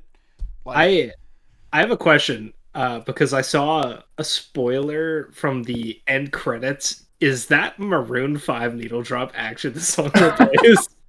It's not the end credits. It's like the final like scene of the movie. Is that actually the song that plays? Yeah. That's like amazing. Crazy. That's amazing. That's yeah, I think I'm gonna lower Venom 3 down to like a 2. I'll watch I really it wanted when to it. like it. Yeah, That's I really crazy. wanted to like it, but I'd I'll never watch it when it comes to again. streaming. There's like I nothing enjoyable that I would want to see again. I gave it a 3.5, but I think it's realistically a 3. I gave it a 3.5 because he saves dogs in it, and that made me really happy. Spit. So I might lower it, but I mean, yeah, I went in expecting like brain rot, stupid shit, and that's what I got. That's like what Carl I'm was saying, it doesn't look good, but I'm not expecting it to look good. It's a Sony Spider-Man movie production, you know, like they made Madam Web and Morbius. Like, what more do I want? But I do think there's overtly silly moments, like you said, with the dance scene where they know they're gonna get fucked in the ass if they turn into Venom, and they still do it. And they waste it on a dance, not even like I think we the gotta defend ending, ourselves, like just stupid shit. I'm not gonna lie, like the van scene with the family and Eddie and Venom talking about like how he could have been a father and shit, and he realizing his like life kind of got wasted. I mean, it worked for me, and like I didn't cry or anything near the end, but like I was like, damn, you know, like we spent however many years with these characters. This kind of crazy, like since 2018, right? The first Venom came out. I was like, wow, and I was super excited for the like first two. I remember watching the trailers and shit, and the design of Venom, I think, is like they should keep this design. Maybe like don't give him dogs like toes because that looks really weird. But but I like the design. I think Tom Hardy as Venom, like for what he's given, I really enjoy him. I mean, he's just a goated actor, better than Leo. Had to slip that in. I didn't say anything. He's better. No, I think that like the van sequence, like they try to grasp at like sequences where you can develop Eddie as a character more, and the van sequence is one of them. I think the river sequence is another situation where like you could see some serious change in his character, but they never ever like do anything with it. I feel like they don't ever explore it. Are you talking about? Are you talking about the waterfall one? That river scene? Yeah, I thought that was good, to be honest. Like I thought he did a good job with that scene. I don't know. Like what he did to survive in that situation. Yeah. They gloss like over Eddie. I'm saying the way he like reacted, like I think it's just Tom Hardy's an amazing actor. That's why it like worked for me, but I liked it. He reacted, but it's like there's more at stake in that situation. Yeah. This isn't like an inherently evil thing. Like in that situation, he was just reacting. And I feel like it should have reflected on like him as a character more because he's been doing this for so long and doing stuff like that, but not really as Eddie, as Venom. So yeah. There could like you were saying, reflection on that. Dug deeper into that. Yeah, they could have dug deeper into that, and then also how he feels like maybe he could have been a father, maybe he could have been happier with a different life. Like they talk about that, and then he fucking sticks a chocolate bar in his pocket and gets out and gets his feet pissed on at Vegas. Like, bro, that was they fucking throw gross. stuff in there that could have been cool, and then they go back to the goofiness, and I'm like, give me more of what could have been, like what could have happened. But I I'm wish also they not would a have huge committed fan of more any to of like the movies. the road trip side and just Venom and Eddie as a, you know, their bond. Like I wish they would have just stuck to that. Had very minimal stakes, bro. Like just in have the a movie montage of like the typical road trip stuff. Like there could have been a scene where they're in a hotel room and Eddie's sleeping and Venom's like going through his back while he's sleeping and like ordering room service and like charging hundreds of dollars to Eddie's credit card and like just shenanigans could have happened and it could have been really fun, but they touch on that stuff and then they like 60% of the runtime has to be to this boring, stupid fucking military plot with all these symbiotes, and like it almost feels sort of like studio interference kind of fucked them, but it maybe not. It could have just been what the director wanted to do, but I wish they would have just stuck the more director with the tone. Is the writer of the first two movies, I think. Yeah, and she like produces most Sony stuff. I was gonna say, what was I gonna say? Oh, in the movie they like confirmed that Venom and Eddie have only been together for 1 year. Damn. And that's kind of crazy. Like to me, I don't know. The sense of time just doesn't exist in the movie. But another thing about the movie, I really like the ending, like all the crazy shit happening. I fucked with it. I'm not gonna lie. I'm gonna piss really quick. If you want to go talk about the end. Yeah, like I'll be right back. All right. Like all the symbiotes and shit going in, and I mean, I think it's kind of stupid that they killed all of them like really quick, but it was still crazy. Like I enjoyed it, and I was like, damn. Yeah, I like Tom Hardy riding the bike. Yeah, that's cool. It went straight to bake. Right, He's gonna ride it back. No, like I think it was kind of nuts using all the symbiotes as like just cannon fodder for this thing, and then I don't know. I hate the like villains, the creatures that they use. I don't like the way they look. What? I think it's cool design, and like how when they eat them, like the shit comes out of their fucking napes. That part's cool. That's like the only cool thing that they did to them. But like, I don't know. And then like the idea of, oh, I brought you back to life, so now we have this thing. But like, what are you talking about, dude? Like they don't explain that at all. Is that a comic thing? Do you know? I don't think so. Not at all. I don't hate it. That happens is like comic accurate. I know they use the whole, well, Venom never bonded with Spider-Man. That's why he doesn't have the Spider-Man logo to like avoid the licensing deal that they had. But nothing. I think the no logo makes sense because like Venom adapts to the host he's on. So and he doesn't wear a Spider-Man logo, so it wouldn't make sense for him to have it. Yeah, like it's a good way to tie it in, but like that's like he's aware of Spider-Man because like all the minds connecting, whatever the fuck, however that works. But yeah, he hasn't like bonded with Spider-Man. That I think the most important thing, like they tease him in the like whenever he's pulled into Spider-Man's world, he's pulled right back. Like you just pulled my dick and then left me to dry. They pulled him back in No Way Home. At the end. Yeah, like don't even show me. Yeah. You're yanking on my pud and you're not even gonna finish me off. I mean the only yanking on my pud. Your tubby dog. Yeah,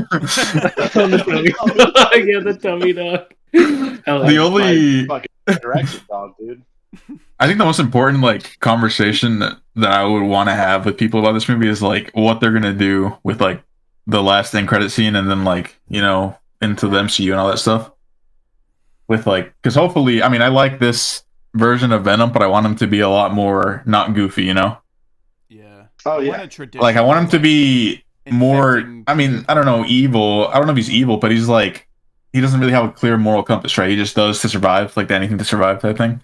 Well, they should have settled it in the second one because if you're fucking bringing in Cletus Cassidy and Carnage, like. Yeah, that's the time when you get dark. They should have made it rated R. That's a problem. Made it fucked up shit.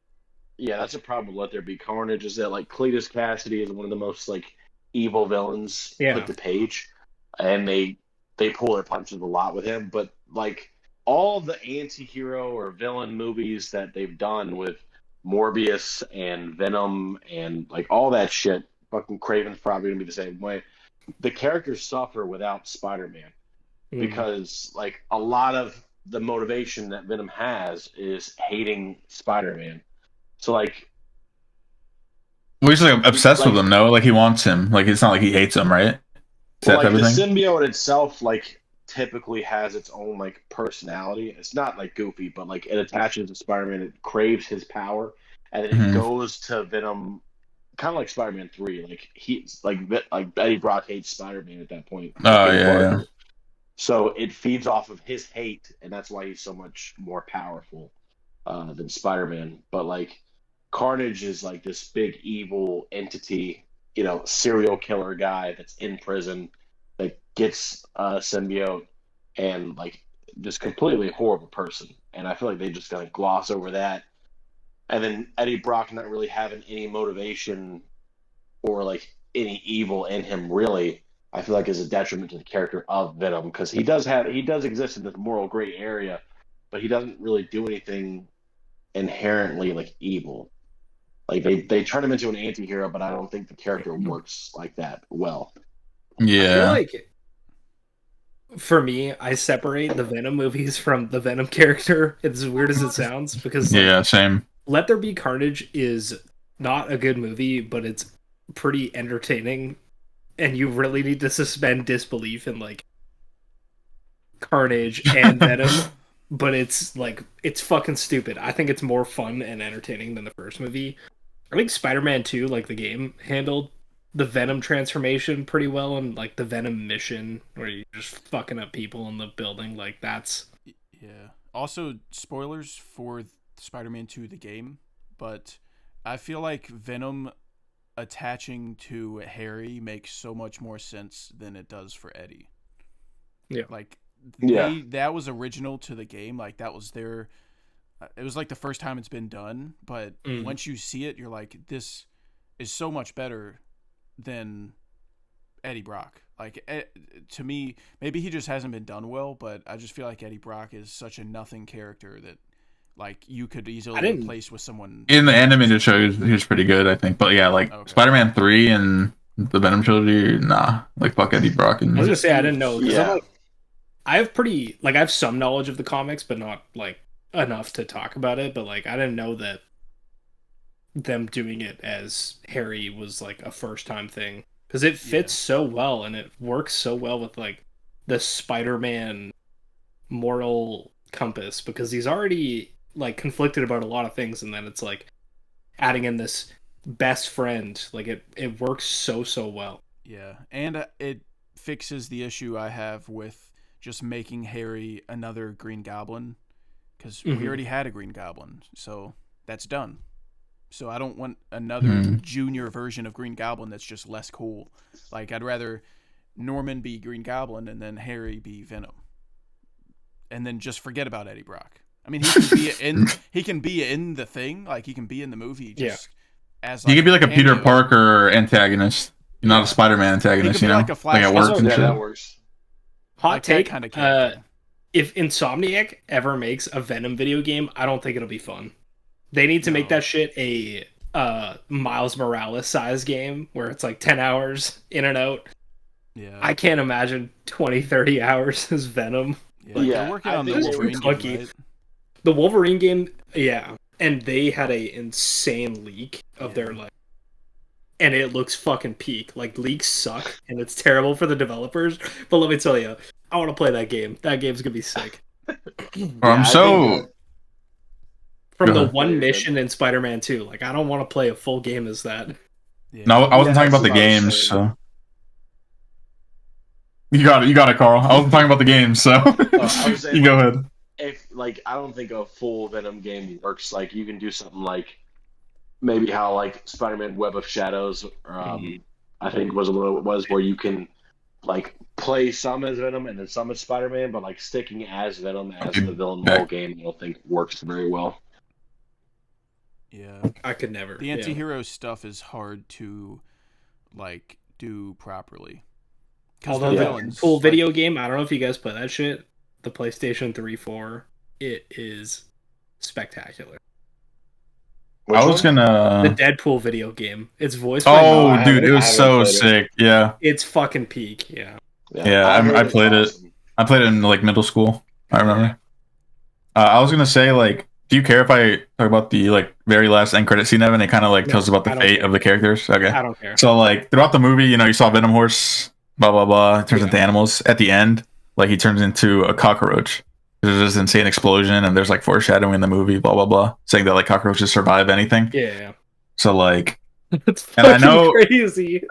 I know in No Way Home, he leaves like a bit of himself on the bar. Yeah. And then in his universe, at the start of this movie, he leaves a bit of himself that goes into the cockroach, I think, or maybe it's just part of him. I don't know what the fuck they're doing, but like, how do you guys want them to like? Do you want him to take him into the MCU, like this version, or just scrap this version, or change him? Like, I don't know what they can do. I would say scrap this version. I would rather Tom Holland interact with Venom. It's maybe in 4, but maybe like in 5 if he does 2 more. But I want to see Venom like attach itself to Tom Holland's Spider-Man. And I think right now is the perfect time, to be honest, because he's like, he's lost everybody. Like, not, you know, they're not fucking dead or anything, but they lost like their memory and they don't know. He's all alone. You know, because it's them. Bro, I will kill myself to do that, bro. Like, please don't do that. Like, it's perfect setup. They're so stupid. Yeah.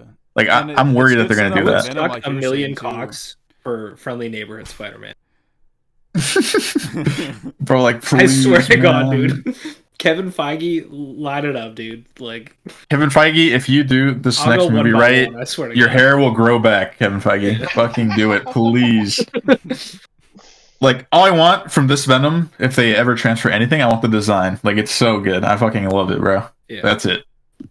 The design it's is not even like the a best crazy part. design. It's just like how Venom normally looks. Yeah, but like Crazy. compared to the That could be Spider-Man a 3 lot one, better. is fucking ass. Like, Yeah. listen, I love Spider-Man 3, but that Venom design is fucking shit. Yeah, Yeah, it it's sucks. bad. I think they were just going off of like a clone of Spider-Man, basically, is what they were doing. But him being a big monster is huge. And how with wet he Venom. is. Yeah, Yeah, he's always moist. Yeah. And his teeth are all those crazy eyes. The teeth. Bro, I love how his eyes like go to the back of his fucking head, pretty much. Like Yeah. they're fucking white. That's something else too that they navigated well. I'll give them credit for that. Is like, since Venom bonds with Spider-Man initially, he has a lot of Spider-Man's powers because of that initial bond. So they kind of like get by with him not being able to like web sling or anything like that because he never bonded with Spider-Man. Does Spider-Man Yeah. 3 hold up? Yeah, it's Pete. The movie? I saw Spider-Man 3 in 2007 in theaters, and that was the only time I've ever Spider-Man seen it. 3 is better than Across the Spider-Verse. What the fuck? Just so you know. Damn. Negative. Okay. Negative. Watch it. So much sauce, bro. That's crazy. Sam Raimi Hell cooks. yeah. I love that. Ryan, I know you're listening to this, you know. Carl was Ryan's Venom the doing last thing on backflips your right watch now. list? Yeah, I was the last thing on my watch list. Okay. Evan, you want to go next? Yeah, I'll speed run because I got a lot here. I'm gonna shout out a couple movies before the last week. The Apprentice, fucking banger. The movie started, I was like, man, where's the Trump accent? And by the end, I was like, dude, I'm watching a Donald Trump documentary right now. What the fuck is going on? I loved it. 4 stars. Holy Absolutely. shit. Yeah, really, really good. Way better than I expected. I rewatched the Batman, and I'm getting close. Because Carl, I don't know if you know this, but I'm on Team Dark Knight, but I'm getting there. I think. Dude, I was too. I was rejecting the new wave stuff. I was like, I'm an old man. I need to stick with my guns, but it's just not the case. As soon as that movie finished, I knew. I haven't seen any of the Penguin episodes yet. I'm waiting till it's all out because I want to watch it like just in one. Yeah, I know. I missed the first week, and I was like, dude, I'm too far behind. Like it's over. You know what I mean? Like, so I feel like once I watch the Batman one more time and then I watch the Penguin, it might be wraps because I've seen the Penguin is so good. I've seen the Dark Knight like 40 times probably. Yeah, but yeah. I need to shout this movie out because I need more people to watch it. John Carpenter's In the Mouth of Madness is one of the most creative horror movies I've ever seen. It's fucking sick. I want to see it. I'm on watch list. Dude, it's Cash such is a banger. slowing me down. It's such a banger. Okay. Cash is The last holding me one. back, dude. I'm gonna plug myself really quick. I joined the Shot by Shot podcast. I guess a plug for them. Talk about The Beast. This is a 2024 release with Lea Seydoux and George McKay. This is like legit, no hyperbole, one of the best movies I've ever seen in my entire life. Watch the movie. It's The Beast. Yeah, it's fucking amazing. It's French Canadian, Carl. Careful. It is French Canadian. I was But looking. yeah, unrevoked. I'm out. No. It's set in the future in 2044, and AI is kind of taking over the world, and they instill that humans have too many emotions, so they ask that all of them take this process called purification, and it removes every ounce of human emotion beyond like a small smile at somebody.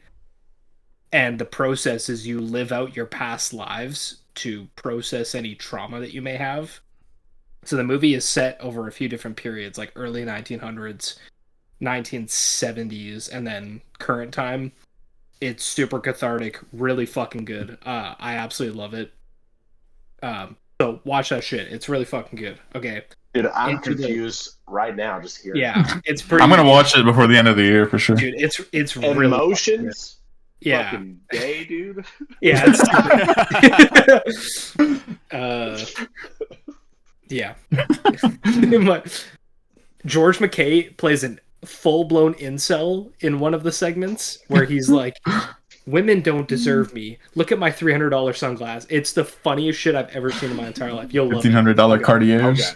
Yeah, it's fucking hilarious. I'm back on board. Okay, into the last week. Watch Pan's Labyrinth again. Fucking, it's sick. Awesome.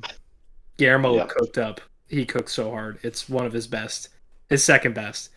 Shout out Nightmare Alley. Nightmare Alley's the best Guillermo del Toro movie. That was awesome. Another plug. I rewatched Red Rooms. This is another French Canadian movie. This is a serial killer movie. Cash, you'd like this one. This is very Seven-esque. It's very dark, fucked up, grisly serial killer movie. It's amazing. I did an episode with Trey, Ryan, and Oscar about it. It's fucking incredible.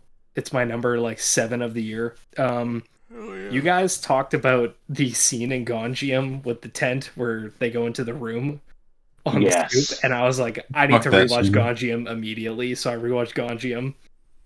4.5. So good, dude. It's fucking peak. It's so good. Didn't do much sleeping, did you? Yeah. No, I didn't. Bro, that might be the scariest movie I've ever seen, honestly, like the more I think about it. It's so good. Gonjiam's so good, dude. Yeah, it's fucking amazing. The first time I watched it was on Tubi, and the ads really killed the momentum. Saved you? They're so bad during horror movies, too. Yeah, they killed the whole atmosphere. On my Hooptober list, it's 4 Italian films, so I just picked 4 Dario Argento movies. I watched Deep Red. Fucking sick. There's a cat in this movie named Satan. It's fucking awesome. Unless I'm thinking of a different... I watched a few Dario shows, it might be a different one. After that, rewatched The Conjuring. This movie has a staple is it's a mainstream horror movie, but that doesn't take away from how fucking scary it is and how fucking awesome it is. It's a 5-star horror movie. Yeah, King I think Conjuring 2 has the scariest sequence of any of the Conjuring universe things. That scene is fucked. Yeah, that scene, bro. The painting. Whenever she's at home and the nun is in the painting, and the scene is 2 minutes long. It's fucking awful. The music's playing really loud, and she sees the painting. And no, I do. I just don't think I don't think it hit me as hard as it did. Bro. I mean, the whole movie isn't scary. That scene, though, fuck that scene. I had already seen the Conjuring 2 once, and I watched it with one of my buddies who is super religious. And when the movie ended, we saw a 9:30 showing, so it was almost midnight when we got out. And he looked at me, he said, "I'm not going home alone tonight, so you guys are coming over." And we pulled an all-nighter and played League of Legends until 7 o'clock in the morning because he's like, "I'm not being alone." That's how it goes. Yeah, but I think Conjuring 2 is more scary, but the first movie is just a better exorcism movie. I think it's way better. The exorcism in Conjuring 1 is amazing. When she has the sheet over her head, and you just see the blood start pooling around the mouth. It's so disturbing. It's fucking awesome. And the chair falls. That's sick. Yeah, you see the chair, you think it's calmed down, and the chair lifts in the air, and it flips 180 and starts banging on the ceiling. Oh, it's peak. Oh, Conjuring 1's the one with the hide and seek scene too, right? Yeah, the clap. Yeah. Conjuring 2's the red coat one. They're in England or whatever. Peak soundtrack also, too. hide and clap. What the fuck are you talking? Yeah, what is wrong with you, dude? Making shit up, dude. When that movie first came out, we replaced grounders at our local playground with hide and clap, and there was a couple injuries. Oh, There's a couple injuries at the playground. Just so you know, and then I don't think after any that, of us know what grounders is. You don't know what grounders is? Okay, so nope. It's I was gonna graze right by it. Yeah, so was I. Somebody really? Damn, I don't know that was a Canadian thing. Somebody's it, and they close their eyes, and you call grounders if you're it, and if anybody's touching the ground, they're out.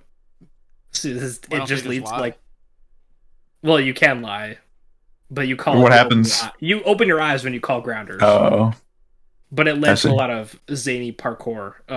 Anyway, sounds like I'm not getting into it. We're all adults. It's an old thing. That sounds enjoyable. It was a lot of fun. Anyway, after that, I rewatched Red Rooms in preparation for that podcast. After that, next day, I watched Don't Move, new horror movie on Netflix produced by Sam Raimi. It was shit. Don't watch it. Super boring. Sweet. The Finn Whitlock, I think his name is. He was in American Horror Story. You probably know him if you saw his face because he looks like a serial killer. It's he injects this girl. He's a serial killer and he injects this girl with this drug that slowly shuts her body down, muscles wise, over a bit of time. She tries to get out. It was fucking boring. 2 stars. Damn. After that, I showed my girlfriend American Psycho. She had never seen it, and That's man stuff, That's dude. bone. You're trying to get her in on the boys club, dude. She doesn't need to be part of that. I tried to make it very clear to her that this movie is a comedy, so I was like, "Don't get mad at me for laughing through this entire fucking movie." And Don't just we look got at to it. the end. Yeah, don't just stare at it. Eat it. We got to the end. Dude, I don't remember why, but I compared myself to Patrick Bateman at one point, and I was like, "Oh, I do that too." It She was looked when at he me, was she was working like, out to Texas Chainsaw. Dude, it's when he was running down the hallway, but it was that I part. do that all the time. I was like, I would totally work out the Texas Chainsaw Massacre, and she's like, "Don't ever compare yourself to Patrick Bateman." And then we get to the end of the movie, and I was like, "I'm sorry for comparing myself," and she's like, "Well, I just don't want you to think that you're a serial killer." And I was like, "Well, you know, he didn't actually kill anybody, right?" And she's like, "What?" So Yeah, it's all in his head. He's a great. I don't think she was class paying act. attention at the end. He's That's a okay. stand-up citizen. She was You doing. should have told her to keep her eyes open. She was painting. Carl, you're one to talk here. You know what I mean? Like, she was painting, so whatever. But she enjoyed it. So that was good. After that, I watched a fucking fever dream of a movie called New York Minute. This is Mary-Kate and Ashley, the Olsen twins. Andy Richter, like Conan O'Brien's co-host, is in this, and he does a fake Chinese accent for the entire movie because he thinks he's part of the Chinese. He thinks he's part of the Chinese mafia.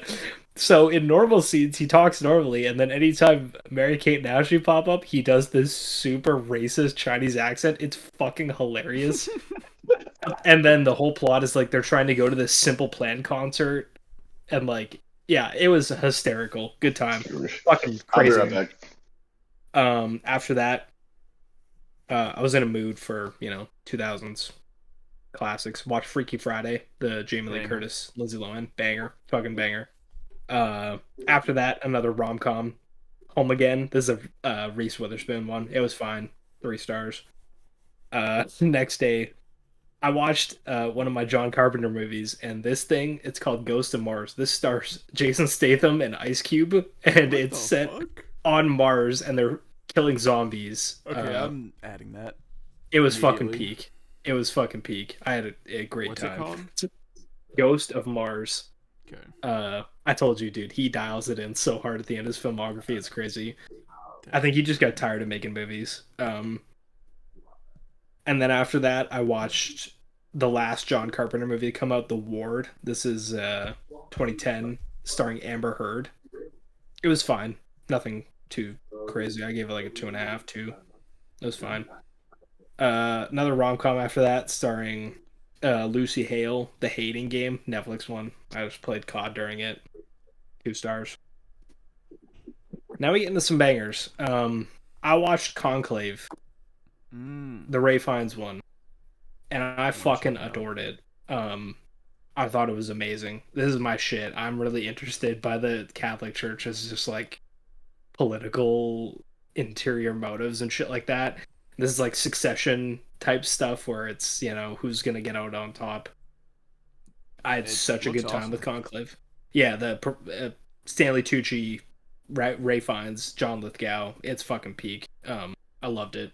Pacing's really good. It blew by. 2 hours fucking ripped past. I want to go see it again. After that, What do you mean by that? You want to go see it again? We'll talk about that later. After that, I finished off John Carpenter's filmography with 1998's Vampire, starring James Woods. This movie is crazy. Insane aura. I want to watch it so bad. Dude, a lot of naked girls just killing vampires. Yeah. It's fucking awesome. Boo. Yeah, it's no video drum. You don't get to see naked James Woods, unfortunately. God dang. I'll stay home. It was pretty entertaining. I gave it a 3.5. And then today did a little... I work tomorrow, and on Halloween I usually like to binge horror movies, but I work tomorrow, so I did my Halloween binge today because I was off. So I watched Talk to Me again, first time since theaters. Fucking rips. It's so good. I love Talk to Me. After that, rewatched Malignant. second favorite horror movie of all time. It's fucking perfect. This is my like 8th watch of it. I think it's amazing. What's your number one? It's number 2. Texas Chainsaw Massacre. And Oh gosh. Yeah, I saw it in theaters this year, and it was just pure cum, just cum everywhere. I'm going Saturday. Dude, it's so good in theaters. Oh my god. And then like 2 and 3 is tied Malignant and The Thing. Damn. I can't believe The Thing at 3.5 or 3.5, 4. One of those. Too low. I was about to say your top 3 is the 3.5 and the 2, and then another 3.5. So get fucked. Just fucked. Crazy. Dollar store right now. Dollar store right now. After that, watch Texas Chainsaw Massacre. It's my favorite horror movie of all time. I fucking love it. I think the last half hour is some of the craziest, creepiest shit I've ever seen. The camera work, the shots of the faces, the eyes. They filmed a lot of gory shit that they had to take out, and like a lot of people think it works better for the movie. I do. Not seeing it.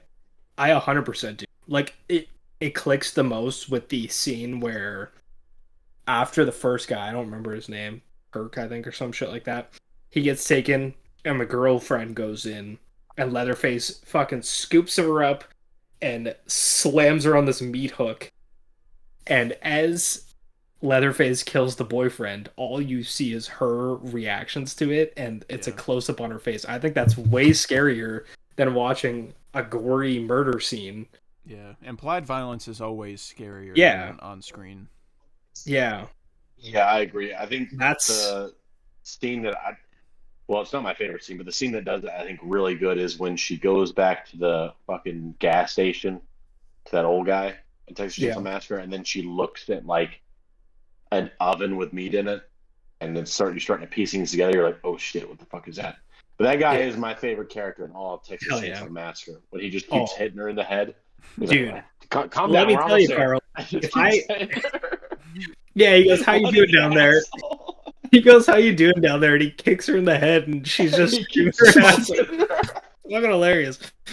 If I hadn't sold you on it already, Texas Chainsaw Massacre 2 is not a new cast. It is the exact same cast: the brother, the dad, the grandpa, and they're still wacky. I gotta check it out. But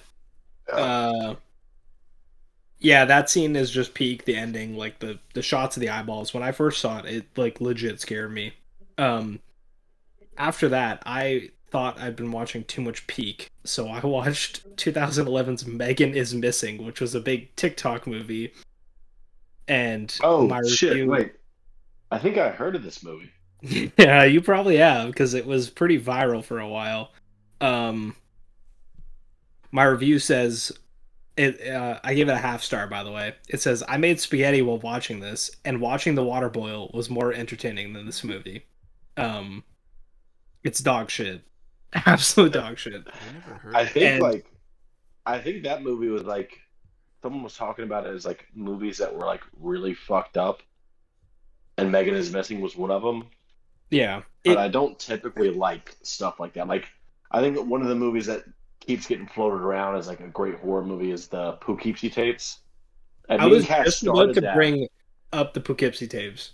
Yeah, me and Cass started that, and like I turned it off. I was like, dude, this is just like, I thought it was gonna be more detective kind of stuff, like maybe they're gathering evidence from all these tapes, but it's just like a montage of fucked up shit, and like you have to earn my attention to like see stuff like that. This movie is like the Poughkeepsie tapes if you took out any actual scenes of violence and just saw pictures of people tied up.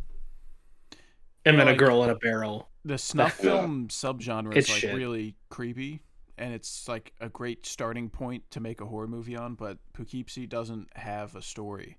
And it's just like hoping that you watching snuff films is enough, and it's not. No one Dude, wants I to fell see asleep watching the Poughkeepsie tapes. I thought it was I'm not so that much fucking of a boring. psycho, but I thought it was so boring, dude. Yeah, it's not good. Like, I did not like. I was disturbed for sure, but I was like, "Why am I sitting here feeling this way?" There's one scene towards the end where and it's like the fucking backdrop on Letterboxd, but it's this girl taped to a pole, and she's got blood or like tape over her mouth. Yeah. And she gets stabbed, and the blood starts pooling around the tape. I think that scene's pretty creepy, but the rest of the movie is just fucking boring. Yeah. Trey loves it. He has it at a 5-star, and I don't understand why. It's shit. We need more I fucking good hate. snuff film movies. Yeah. Like 8mm, dude. Yeah. Oh yeah. Don't get So me started fake. on 8mm. 8mm is so Ash, fucking I'm gonna good. tell you, you're gonna give Red Rims a 5-star. Let's fucking go. Watch it. It's you Doesn't might have to Nicolas deal with Cage in it though. no, and it stars problem. two. It stars 2 women. Problem number 1. Oh, It dude. doesn't have the Gooner champion Max That's California the- either. Yeah, Max California, the goat. Also Yeah. doesn't I have hear the you're back to machine. get the. Yeah. I need a big penis man in my Yeah. No, I added Red Rooms and Deep Red to my watch list. Deep Red's fucking sick. Also, if I go back a little bit, you guys have Carl. You will love this movie because I know you love Brain Dead. Demons from 1981. 1985. It's set in a movie theater, and a zombie-like pandemic breaks out in the movie theater, and the gore is like Brain Dead level. It's fucking peak. Watch that shit. Yeah. Anything Brain Dead adjacent or Yeah. Army of Darkness adjacent, I'm gonna fucking come, Yeah. dude. That's my nuts. my long watch list. You know, a lot of shit, a lot of Is it peak. finally my turn? It's your turn. All right. Ash's turn. When he... I'm gonna start. I think Cash just watched Venom, right? Yeah, Cash took his That's turn it? when I said I'd All been right. him. Yeah, just to clarify, because I don't have a real watch list. A lot of shit's been going on for me this week. Black Ops 6 came out, and guess what? It's fun. So guess what? Yeah. I want to play it. All right, sue me. All right, I'm just a man. You say Mm, you say and a lot of Arkham shit, Origins. You've just been playing games and watching football. Yeah, a lot of serious shit's been going on. All right, and Let me tell you, Cash, all the movies I watched while playing Black Ops 6.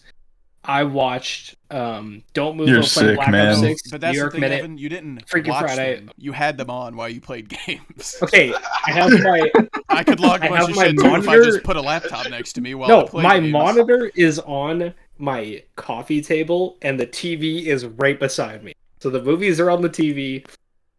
Those are how the I just directors played intended. I'm not COD with logged sound. something if I didn't watch it. If I didn't like sit Two there and things it are was my going only on. thing I'm doing. No, but I don't play COD with sound either, so I can only hear the movies. Dude, one of two things is going on. Either you are dog shit at COD, or you're not watching these movies.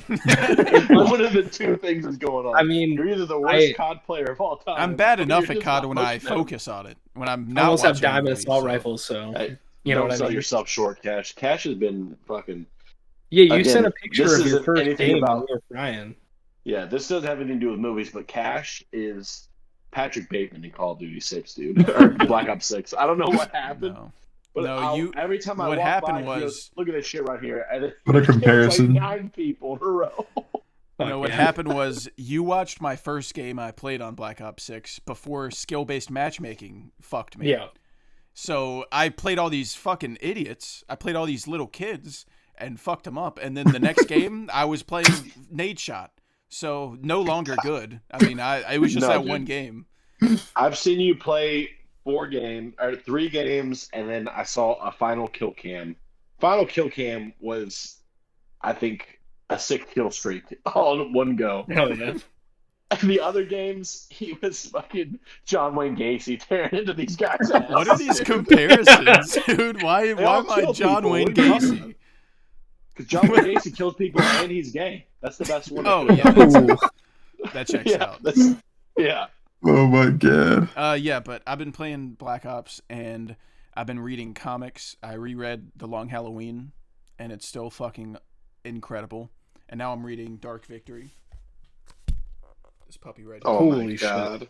So I just haven't been watching a lot of shit. The only thing non-Venom on my watch list was Crisis on Infinite Earths Part 1. It's the animated DC movie, and it was fine. I gave it a 2.5, and I don't know if I'm gonna watch the other ones. I think I'd prefer to just like read the graphic novel. I'm not in love with the movie, so yeah, that's. Are you watching the Batman tomorrow? Now that you I will be. bring it up, I mean, I will we'll be. Thursday. Hey, So Me and Ben, I think our watch party. So Dude, Max commented in. on one of my Letterboxd reviews because I said on my Texas Chainsaw Massacre review, I was like, I watch this every Halloween, but I couldn't wait. And he said, tomorrow is for the Batman. I was like, you know what? yeah, W Max. He's W spitting, Max. dude. Shut up, Yeah. Max. I probably will watch it now that you mention it. Dude, It's a perfect time. Trey told me that he was gonna give me a birthday gift because my birthday's coming up, and he was like, "What do you want?" I was like, "Kind of want a 4K of the Batman." So he shipped me his own 4K of the Batman. What a dog. Yeah, Hell so yeah, dude. finally Yeah, get to that's- watch that shit because all I have is renting it on YouTube in like 720p. No, You need a disc. Oh, you're about to like explode when you watch this. I didn't see it in theaters, Carl. What the Fucking- fuck? Dude, that's Wait. that's communist Canada for I- you. He can. Didn't you watch it on cam? Okay, allow me to defend myself. No, dude. Uh, What's happening, dude? I'm sorry, but that's not gonna happen. God damn For it, dude. once, what happened? Hang him. Bro. Jesus. I don't have the best immune system, and COVID was ripping through my city, so I was like, maybe I'll skip the Batman. That might be In worse than hindsight- killing somebody. Yeah. Like, not gonna lie. Yeah, dude. There's your personal health, your family, the Batman. Yeah. you gotta roll the dice, dude. Dude, my Also, brother it was got... in theaters for like 2 months. You were sick for 2 months? I wasn't sick. I didn't want to get sick. That was the whole thing. Yeah. He was I didn't want hiding. I wasn't You could've hiding, found yeah. You could have found a Yeah. screening with no one in it. I did go after, to like, the 2 theaters to months. see Tenet, though. Dude, he That's a wasn't dub. part of the Allan. He's not. That was like more in prime COVID, bro. 2022 was but like I it was went- gone. I went To to that point. IMAX. I went to IMAX and had the theater to myself. So you were Damn. like last of the Mohicans for Tenet, but you Yeah, well, I went to like a What 9:30 the fuck a.m. is showing. going on, dude? Yeah, it was I got to see Tenet in IMAX this year, thankfully. I was on a shitty But- ass cruise, so I didn't get to see that. missing the Dune Part 2 release Damn and right. Tenet in IMAX. Yep. I double featured those that day. And no wait, that was a triple feature. I watched Tenet into Perfect Days into Dune 2. Oh my god. That I was don't care that a something combo. happened to you. It should have happened to me instead. I want you guys to know, like, the stars aligned so perfectly to fuck Cash up the ass. Yeah, For the bro. Dune 2 release. I explained Nothing to them could've- how we nothing planned the worse could've cruise. happened. Like, I planned it specifically because nothing was happening for those dates. And then the second it's booked, they announce a random ass fucking Tenet re-release in IMAX, and then they move up the Dune 2 date to specifically fuck me. Like, that's Yeah. why they did it. That's So, crazy. Yeah. You wronged somebody in a I past do. life, I dude. curse someone. Dude, Like, when Dune Messiah comes out, just don't book anything. Yeah, I'm not. Because they're going to move it Not for the whole for like year. a year. Because you're going to book something for like a year out, and then Denis will be like, oh, it's ready now. Dude, when the Batman 2 Ready comes now. out, like the month the Batman 2 comes out, I'm gonna be the guy from the Benchwarmers that doesn't leave his house. I will. Yeah. I'm not contracting a virus. I'm not getting in a car wreck. I will do nothing that will endanger me. You're just going to book a theater screening for 9 p.m. every single day in case Matt Reeves moves it up. Yeah. Dude. Yeah. Dude, I feel so bad for my brother. He got COVID from watching No Way Home. Worth it. Tragic. That was a moment in time. Dude, you could not pay me to watch that in theaters. That's a top 2 Whoa. theater experience. I can't fucking stand when people clap and cheer in theaters. Oh, well, not every theater was like that. I couldn't risk it, dude. I mean, I went opening I want night, you- so it was but like also, that. Like Also, for like, stuff like that, I- I kind that of was like kind of it. a Like it adds crazy- to the yeah. experience. Well, It's Evan, kind One of a time. crazy take to just be like, Evan- I hate when people are happy. No, but like, okay, when people are happy I- near me, yeah. I saw Avengers Endgame at an early screening in a sold-out IMAX theater, and people were silent the entire movie and got hyped when it What? ended, even for the Captain America scene.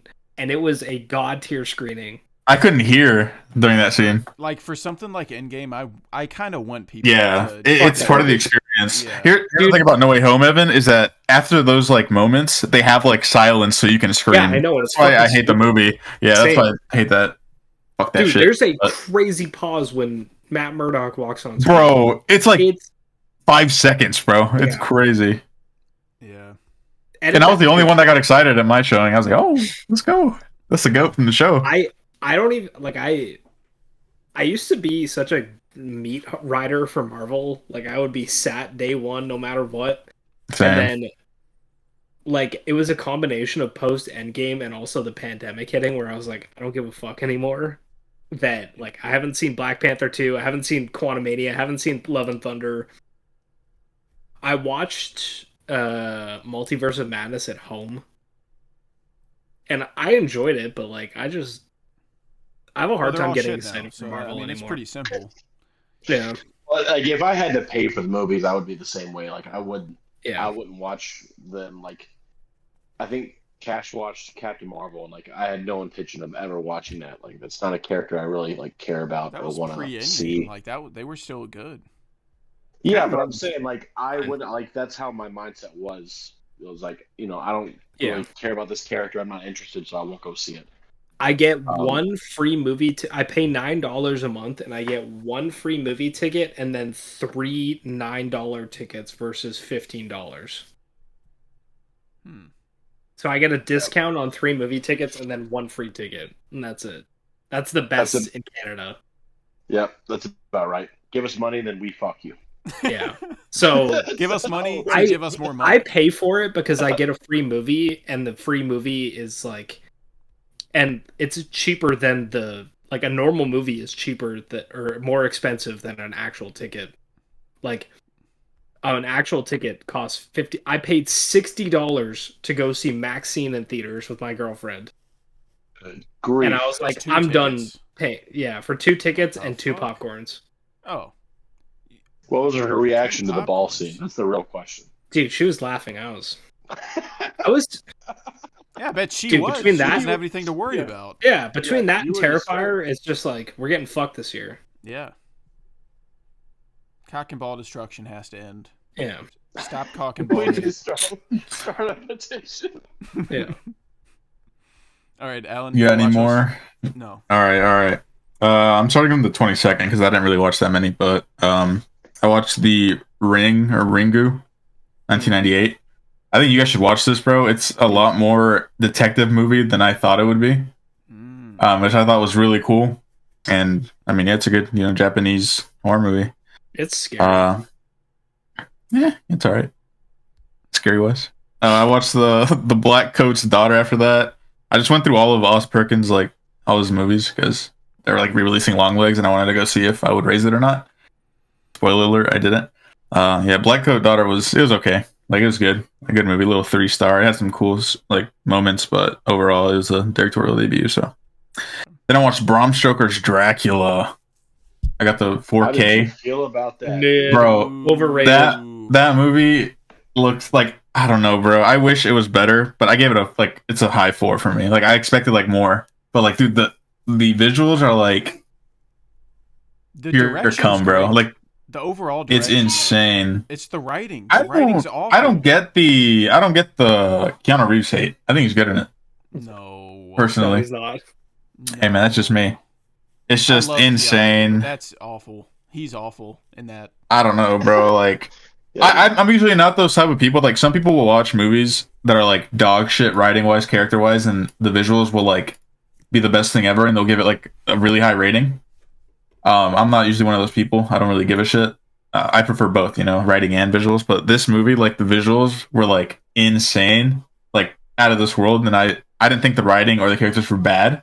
I think they were either fine or pretty good. So it just ended up at a 4. I don't know. It could go up. It could. I don't know.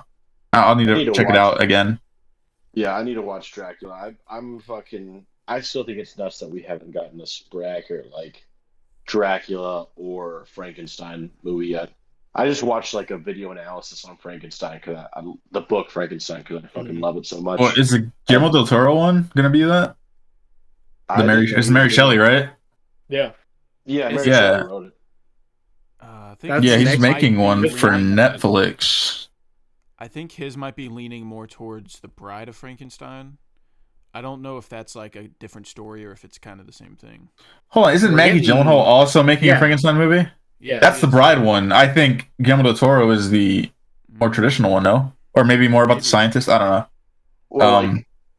Well, the Bride of Frankenstein, like the wife figure, is a part of like the main Frankenstein story, but like that it doesn't pander out.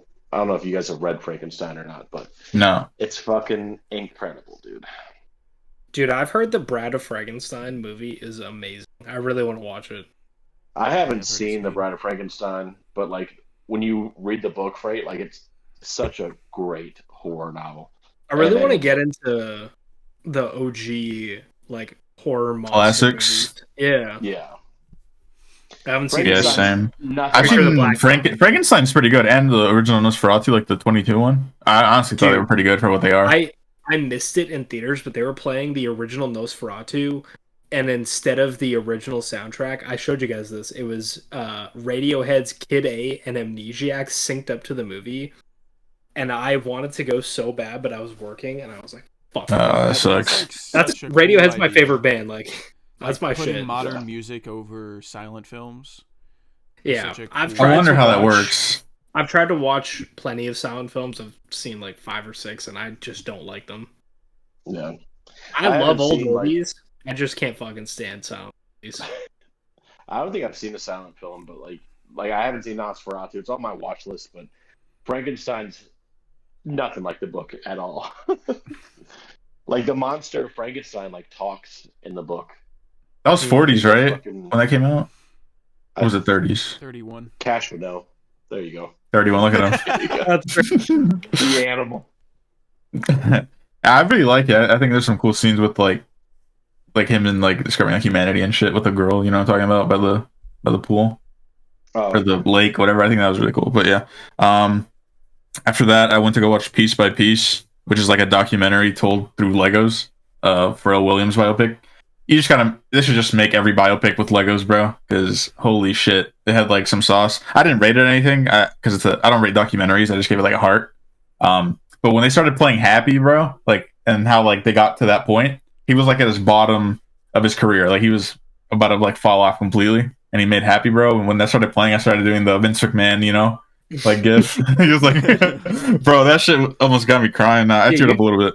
You told me I would love it. I really want. Bro, I think you would. It's on VOD now. It's so like optimistic, bro. Like it's gonna just rent such a good feeling to watch it, man. Is it better than Transformers 1?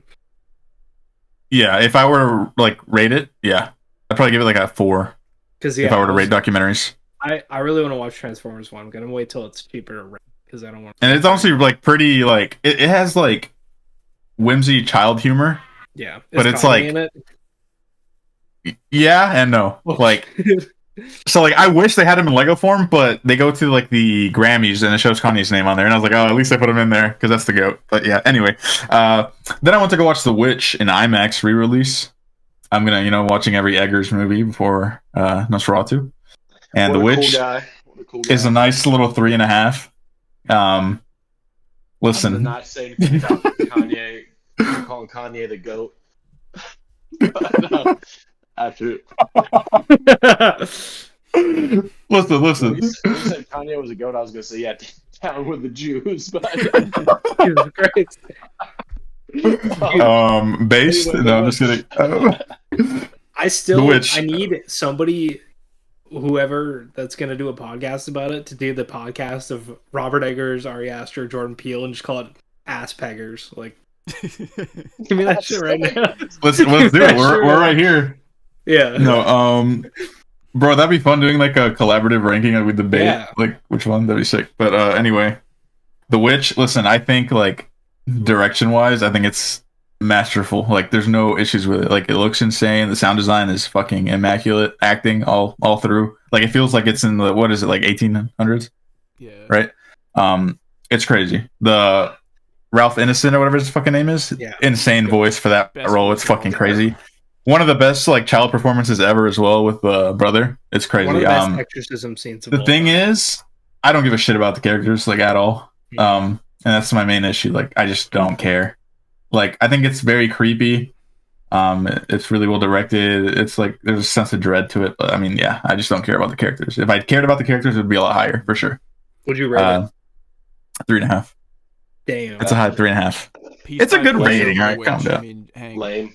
Damn right. Dude, The And Witch then is I like watched- one of my top horror movies. Yeah. I watched Venom Smart. with after that in IMAX. I went with my mom and my brother. My mom didn't like it. My brother thought it was okay. I liked it the most probably, but yeah. Then I watched the next Oz Perkins movie, which is I Am the Pretty Thing That Lives in the House. Long Dude, ass title. I was That gonna shit is pick fucking this. ass. I was gonna pick it for your real reveal, and then I saw that Oz Perkins directed it, and I was like, I can't pick this. Bro, it is ass cheeks. It's not that horrible. It's like it's told like someone's reading a fucking book. Like I don't know how to like. I think Carl and Cassie would both fucking hate it. Like to be honest, Evan, I don't know. I really don't know. I have Blackcoat's daughter at like a strong 4, so I do want to see it. Have you seen Gretel and Hansel? No. No, I think that's better than this. And some people hate that Wait, movie. did he make that? Remy really, yeah, Remy did. really I likes heard- that movie. I heard some people say that Gretel and Hansel is actually kind of like underrated as a Yeah. horror movie. Some of my friends have it at 3.5. Some have it like pretty low. But I don't know. I thought it was. I'll get to that anyway. Whatever. I'm the pretty thing that lives in his house. Thumbs down on the boom meter. It gets no boom. Yeah, it's a doom. But hey, listen. I thought I couldn't get much worse than that. And after that, I went to go see Rumors in theaters, which is a new release. I only watched it because Cate Blanchett was in it. And what it is the G7, which is like all the democratic countries, like the leading ones, you know, like the US, Canada, the French, Italy, the UK, whatever, blah, blah, blah. Canada. They go to a thing. Listen, no, the PM from Canada in this movie is a fucking dog. He's fucking. Justin Trudeau. No, Justin Trudeau's not a Chad like this guy. This guy is fucking the UK PM, and he's fucking the Germany PM, which is Cate Blanchett, and he's fucking some other girl. Insane guy. He's kind of a bitch though. The whole movie. I don't know. This is just God like damn it. Dude, that's political. classic Canada for you. Bro, I don't even know if it's like Everybody act crazy. it's barely like coherent, bro. Like they went to the summit, right? And they're at this like gazebo, and then all the people that are around them that set up the event fucking like abandon them. So they're stuck there. They're going through the woods trying to find help and stuff. There's these like zombie creatures that come up out of nowhere that don't do anything but stand there. There's a giant brain at one point that's just sitting there for some fucking reason. Probably some like metaphor for some stupid political shit, but I thought it was just rambling nonsense. The guy that directed it, Guy Madden, I watched another one of his movies for like this class I had. More nonsense. I don't know what he's trying to say. Maybe like you're just supposed to be on drugs while watching it. I don't do drugs, but hey, if you do drugs, maybe you'll like it. I don't know. I did it for Cate Blanchett, and fuck you now. I hate you for making me watch that. But anyway, I give it a 1.5. It was pretty bad. Then after that, I watched Conclave, which I didn't love as much as Evan. I went to go watch this in a theater. But listen, the acting is insane. I think like it looks beautiful. I just wish it was more of a thriller than it was. Like I don't know. I wasn't like totally. There's a scene like at the start of the third act that I was not expecting. That seemed. Was it the window thing? Yeah, yeah, that was fucking insane. Crazy. That like scared me. Okay. Oh my god, little what is it? Scoop of life or whatever? What is that thing called? Yeah, go. It's the inside scoop. Inside, that's better. That's better. no. Inside Fuck scoop is off. better. Fuck Inside off, scoop is better. Inside All right. scoop. Listen, so at AMC, you know, they have some long ass ads. So I went back to my car after watching Rumors, and I went to Jimmy John's. Shout out Cash. Oh yeah. The clone was not working today. The Cash clone was not working today, but I got a little number 9 little sandwich. I got a number 9 with peppers, and I ate half of it because for some reason they can't do a mini one of number 9 or whatever the fuck the size is, and I was sad. So I ate half of it in the car. I go in. I'm like 10 minutes late to the showing, but there's like still ads, right? Did you just? I go to my let the other seat. half sit in your car. I put it in like the glove compartment where it's like temperature. That's Like, crazy. A There's no- glove compartment's practically a fridge. Yeah, it's like, I mean, there's no temperature to it, bro. I had gummies in there for 3 days, and the sun is fucking destroying the car, and they're fine. I had Swedish fish earlier today. They were great. A glove box puts you to net zero. There you go. Fine. I mean, what do you want me to do, Evan? Go into the AMC, like, can you put this in the fucking fridge? Like, just wave a Jimmy just John's finish sandwich? the sandwich like a man. You know what I mean? Like, Oh, I was now fu- we're fucking talking, dude. Blah, blah, blah, whatever. That dog Listen. I go to my seat, right? And this stupid fuck dropped his popcorn all over my seat and on the floor. So when I get to my seat, I'm doing like the Toy Story 2 like Cheeto walkthrough, you know, whenever the fat guy's sleeping with the Cheetos on the floor, trying not to step on them because I have my new Air Forces on. And I'm like, bro, come on. So I look behind and I'm like, you know what? I'm not going to sit here. There's all these fucking popcorn kernels and shit on the seat and it's all buttery. And the other guy, the retard, he left and he went to go get more popcorn instead of cleaning it up. He just left it there. So I look behind me and I'm like, oh, the disabled seats are not being used. There's usually not many disabled people that go to the movies, right? So I go sit in the disabled seat. No way. And then later, some guy comes in. He had like the Walter Jr. thingies. I don't know what they're called. Oh my God. But he was a really nice guy, and he was like, I think you're in my seat. And I was like, oh my God, I'm sorry. Oh my God. So I felt really bad. I was like, I'm sorry, I got the wrong number, I think. So I hop up and move to the seat next to it, and I sat in that one because it was closer to the middle. You know, they have the best seats in the house. So like, shout out disabled people. But he sat down, and I sat down next to him, and he was a nice guy. He talked to me a little bit through the movie, and yeah. You're the devil, dude. I'm crying. Bro, I had to put you guys in the scene. But anyway, like, I think it's a great movie. Great movie. Evan, you know the ending? I'm surprised that a lot of people didn't walk out because I live in like very south. Okay. But yeah, I liked the movie. I almost wrote my letterbox review as utter woke peak. It's very woke. It's very woke. Listen, I'm sure that like religious people are pissed at this movie, whatever, blasphemy, who gives a shit? It's a good movie. Edward Berger, good director. Yeah. I think I like All Quiet on the Western Front a little bit more. But yeah. Ralph Fiennes, bro. All Quiet. The score is Oh, yeah, I mean it's the same thing over and over. Dude, the score clears All Quiet. But yeah. Like I love Ralph Fiennes. Any movie he's in, like The Menu, I'm gonna go watch. Banger movie. Shout out the disabled guy. Dude, hope you're having a great day. Just ripping his vape the entire movie. It's fun. Bro, he was lucky as Chad, bro. In the Vatican, on their Pope proceedings. Bro, I thought they couldn't smoke because like some shit about the body being like a temple for God or something. But I guess fuck it. Oh. I mean, they're out here like having sex with children, so yeah, anything goes, I guess. Then I watched Gretel and Hansel, the next Oz Perkins movie. It was okay. I think it was like cool. I wish I had more like fantasy elements, but I thought it was shot pretty well.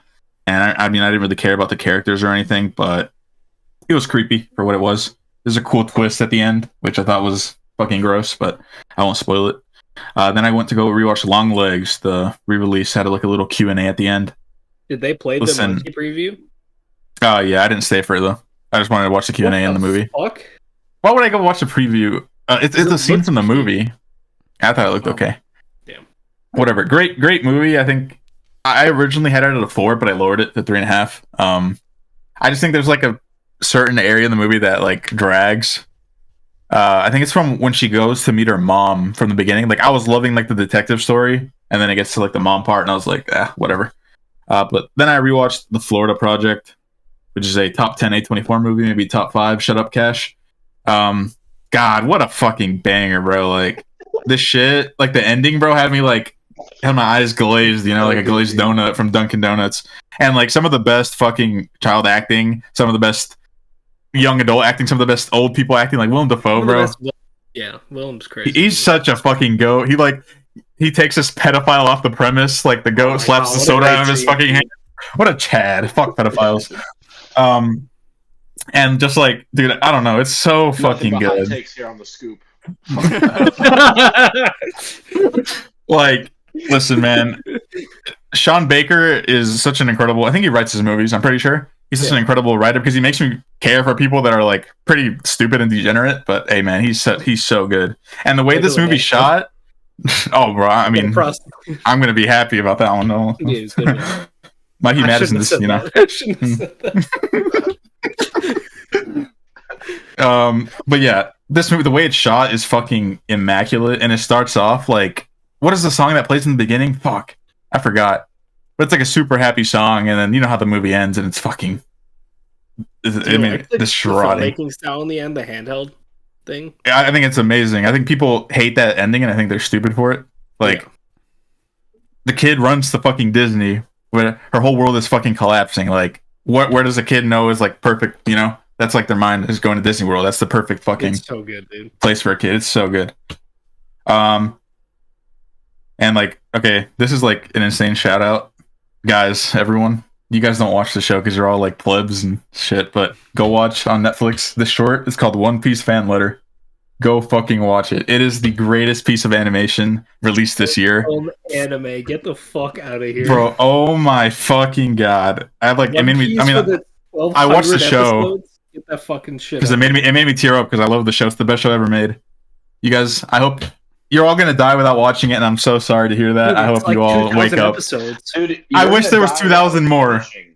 I wish there was 2,000 more, Evan. Like, I'm thinking about rewatching the whole thing. You It's guys know just how perfect. many episodes One Piece has? It has over like 1,100 episodes. I'm not joking. It's a masterpiece. It's a masterpiece. Isn't it still going? Yeah, it's Yep. still going. Yeah, dude. You're gonna be Thankfully. 87 and be like, one day they'll find that One Piece. Oh, I can't wait happy! for I'll the be next- so happy about it. I can't wait for the next filler episode. That's why I stopped watching. I was watching Dragon Ball, and then they were walking down this big ass fucking road, and Goku was like, "Oh, let me get my driver's license," and I was like, "I'm done with this TV show. Get me the fuck out of here." And I stopped Bro, watching. One Piece isn't like that. Everything's important. Everything I feel like circles that's- back. No, negative. I can't feel like fucking Masterpiece. stand. I You haven't feel even like seen my it. biggest problem with anime. I actually have watched One Piece. Or, Wow. I have seen episodes. Yeah, I used to think I was cool, like staying up late and watching the Toonami stuff, but I would watch like Dragon Ball Z, Bleach, One Piece. If you're watching in English, probably an Adult Swim. Probably. It's been a while, but the guy with the three swords, I was like, that is Oh, the Zoro's coolest the guy ever. goat. That's my favorite character. But like, there's no story or concept that's so complicated and so convoluted that you need that much time to establish stuff. And that's like one of the biggest problems I've had with anime is I feel like there's so much shit before you get to the good stuff. When there's a version of Dragon Ball Z that cuts out the filler, that's when I know that it's not a good show. Yeah, when you need 1,100 episodes to tell a story. Listen, not you a don't good skip story. One Piece filler because it's a masterpiece. Like, what's it It's a called? masterpiece. Dragon Ball Abridged or some shit like that? Like, I don't what the fucking fuck know. are we doing here? Where you have a TV show that people love, and there's a version of it that specifically cuts out the filler. It's the same shit with Twin Peaks. I don't watch Dragon Ball, so Me and love Alex Dragon were Ball. talking about it today. Like, Twin Peaks season 2, they fired David Lynch over like a dispute, and there's like 7 episodes that he didn't direct, and they're filler, and I skipped that shit. I skipped all of them, and I looked up Twin Peaks season 2 filler recap, and it was like a 5-minute video, and I kept going after, and the rest of the show was peak. Like, I don't need.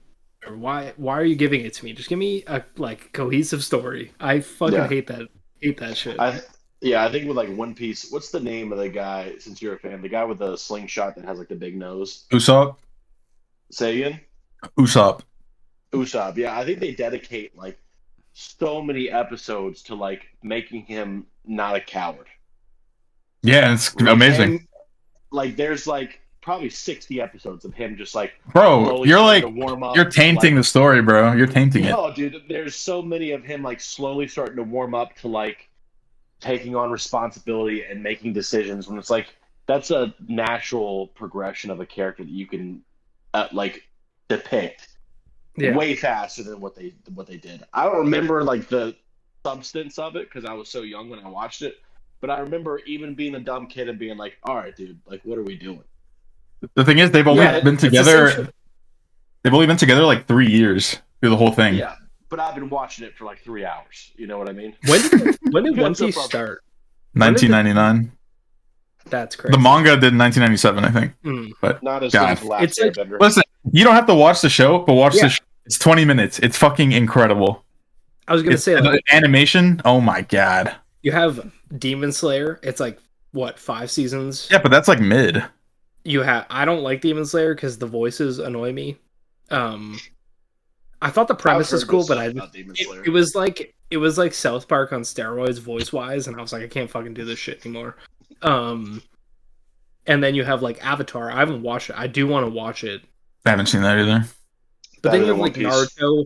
I started watching Aang. Naruto, Aang. and I was like, because all my friends are massive fucking weebs who love anime, and I'm like, and then you have Attack on Titan, where Attack on Titan has. God damn it, dude! Attack on Titan has season 4 finale, part 3, part 2. Part Yeah, 1. that's just like cash out shit. But like Attack on Wrap Titan this shit speak. up. Like, I get Yeah. you want money, but I've Gosh, do you I've ever- seen like the first you have a episode stance of on this? Attack on Titan, and it was fucking crazy. It's really good. The first episode's insane. It like hooks you. But anyway, enough anime talk. you have a Last stance movie on I this, watched. Cash? Do you have a stance? Cash on this? watched Cowboy Bebop and he liked it. Cowboy Bebop's fucking amazing. That's a one season That's show. the though. It's only- one and done. Dude, it's Exactly. so One good. Piece. Exactly- One Piece Exactly, Evan. That's why it's destroys that. One Piece destroys that Like, show like left and right. You have Death Note. Death Note's fucking awesome most of the time, except for the ending. I Yeah. will give you One that, and done. Alan. The finale to One Piece is a lot better than the finale to Cowboy Bebop. Oh wait, no, there is no fucking finale. To One Piece. It's still Gonna fucking die. going. Bro, Yeah. if there was a finale, I'd be so sad because I couldn't watch it week after week after week. My favorite thing ever. All right, anyway. Then I watched DD, earlier 2024 release, and holy shit, bro. Dude, this you guys movie have is... to watch this shit. It's so Dude, good. Cash, Carl, you guys gotta lock in and watch this. It's just You- called It DD? is... Yeah, DI. DI. It's about this Asian American kid that's growing up in like the early 2000s and just like growing up, you know, going from middle school to high school and, you know, going through the awkward phase of like trying to get girls and shit. And bro, it is so fucking... The way it's shot, it's like through the camera and there's a lot of like... You know how like searching and missing, those like computer type things? They have sections of that on like MySpace and old Facebook, but it's edited so well and it's so like natural, dude. Dude, The Alan, acting is insane as well. I'll keep this as spoiler free as possible. But the first time he's looking up the girl's profile when he's trying to message her, Oh yeah, it's absolute cinema. But the scenes that involve the internet in DD are so fucking funny. yeah. But The way then they're it's edited like- and the timing of Yeah. like the clicks and shit, it's so good. And then like the heartfelt moments, the relationship with the mother, it's Yeah, like that's one of those fucking movies. amazing. It's so hard. But there's one scene in DD that is like the most relatable shit I've ever seen in my entire life, and it's when his friends are over, Alan, and they're on the phone. Oh my god! It is fucking peak. You guys have to watch DD. My friends did that, dude, one Yeah, time. my friends did that shit too. Like DD just, it's a coming of age movie. It's set earlier than like I wasn't born when this movie is set. Like it's set mid to early 90s. Oh, it's been So so it's like- many. So it's like a bit, well, like they're born then, it's set early 2000s. So it's like a bit Oh, before yeah. my time. Carl, you're probably like 25 by the time Yeah, this movie's Unc. set, but like, Oh yeah. but like it. I'm a fucking 67-year-old man. Yeah, Calm but down. I think you both would love it. Like it's just so relatable, and it feels like a guy who just knows his shit. And yeah, DD's fucking sick. The other one, I don't mean to hijack it, but another coming of age movie I watched this year that kind of gave me that same kind of feeling. It's called Riddle of Fire, and it's, imagine a guy who's feeling super nostalgic about playing outside and creating fake stories with his friends when he was like 10 years old, made a movie, because the plot of the movie is this kid's mom is sick and she wants a blueberry pie. So the kids go on an adventure and it turns into this like Princess Bride type adventure fantasy, but it's mixed with like drug dealers and fucking prostitutes and shit. That movie is peak. Like we've gotten some insane coming of age movies that just really relate back to when you were younger this year. But yeah, DD is fucking sick. I think I need to watch that. I It's just so watched good. this. That's awesome. Riddle of There's Fire this is fucking there's this scene in DD where he's like flirting with this girl on like MySpace, right? And on MySpace, I guess you could put like your favorite movies and songs or whatever. So the girl's asking him for movie suggestions, and he looks at her profile to like regurgitate a movie she already loves. So like, you know, she likes him, and he gives her this super like drama romance thing that is like for a 13-year-old. Back then, they're gonna be like, okay, that's gay, right? So Yeah. he sends it, It's and the a girl is Nicolas like, "Oh my god, you like that Yeah. movie? No way!" And Nicolas searches it up, and there's pictures of them fucking kissing and shit. And he's like, "Oh fuck!" And then it's just really funny, man. I love that shit. Yeah. that went to my number 2 of the year, like straight. yeah. That's my 4.5 as well. It's my of the year. number 4 of the year, I think. It is so fucking good, man. And It's so like, yeah, it's so like you were saying, the scenes with like the mom and the grandma, and like, Yeah. God, dude, there's I like won't, the I won't the get tone. into it, but there's a scene towards the end in a bedroom that made me fucking sob. I cried. I was watching That's it with what my was said. girlfriend, and I cried my eyes out, bro. Like it's really funny, and I think the way it handles struggling to find friends, like there was this Netflix movie that came out this year. I can't remember what it's called, but it was like a super bad clone. It was fine. And this is like that same kind of thing where it's like you're struggling to make friends and like fit in with people a bit older than you and maybe outgrowing your friends to an extent. It handles a bit heavier topics, but it's so relatable and it's fucking hilarious. And yeah, Dee Dee is cinema. It's so good, dude. I wish it It's- played it's- here. We did not. So we didn't even I'll get check it in out theaters. soon. Yeah, I It's watched out it on on streaming your now. Peacock, but Yeah. it's funny because one of my like best friends in my friend group is named Chris, and he's Asian. So I at least sent him shit. this. I'm like, bro, go watch this shit. This is like your core right here. That's the name of the main But, yeah. character. Yeah. But yeah, you guys got to check that out. Like, honestly, fucking Oh yeah. Soon. peak. Once I wrap up my horror fest, I'll definitely start investing more into like regular stuff. I was That's it. hoping to That's all I break- got. I was hoping to break 101 horror movies this year because that's what I did last year. But Jesus. Children of the Corn legit destroyed me. Yeah, dude, it's destroyed a lot of people, a lot of families too. But I'll stand by it. Dude, Carl, I was listening to the fucking scoop and Cash brought up when you were talking about horror franchises and you were just you brought up Children of the Corn. You were just like, Evan, I hope something good happens to you real soon. That shit made me laugh so hard. You need some hope in your life, pal. Yeah. That's fucking horrible, dude. All right, so last segment is movies we disagree on, but we're running a little long in the tooth, and I don't want to keep everyone here too long. So I think we should just focus on the main film that we disagree on, which is Malignant. Yeah. Because good. Evan said earlier it's his second favorite of all time, and Allan hates it. So 3 on 1 is that's crazy. quite the difference. So That is We kind need of to- that is kind of we fucked need to up. talk a little about this. Listen, I don't hate it. I have it at a 2. You hate it. I think You hate it's it. bad. You hate it. Listen, no. I hate on it because like I see too much love for it. Like I gotta fucking balance that shit out. I can't just be a like. I can't be a centrist about it. So you think it's bad? Yeah, it's a because 2. Yeah, I think it's bad, but I don't hate it. Don't twist it into like you're this savior balancing the odds, dude. We always Who joke you about are. Texas Chainsaw Massacre, but Allan has Texas Chainsaw Massacre at a 3.5. So, Yeah, I mean, I'm telling you, I overhate movies because people love them too much. but Like Inception, I have it at a 3, but I say I hate it because people love that shit. just fucking Google Maps a bridge and then Yeah, Malignant. like Malignant sucks. Super Mario tutorials on how to jump. Like, honestly. So, how do you feel about the Evil Dead movies? I like God, all of dude, them that- except get me the started. Fede Alvarez one. The Fede Alvarez one is worse than Malignant.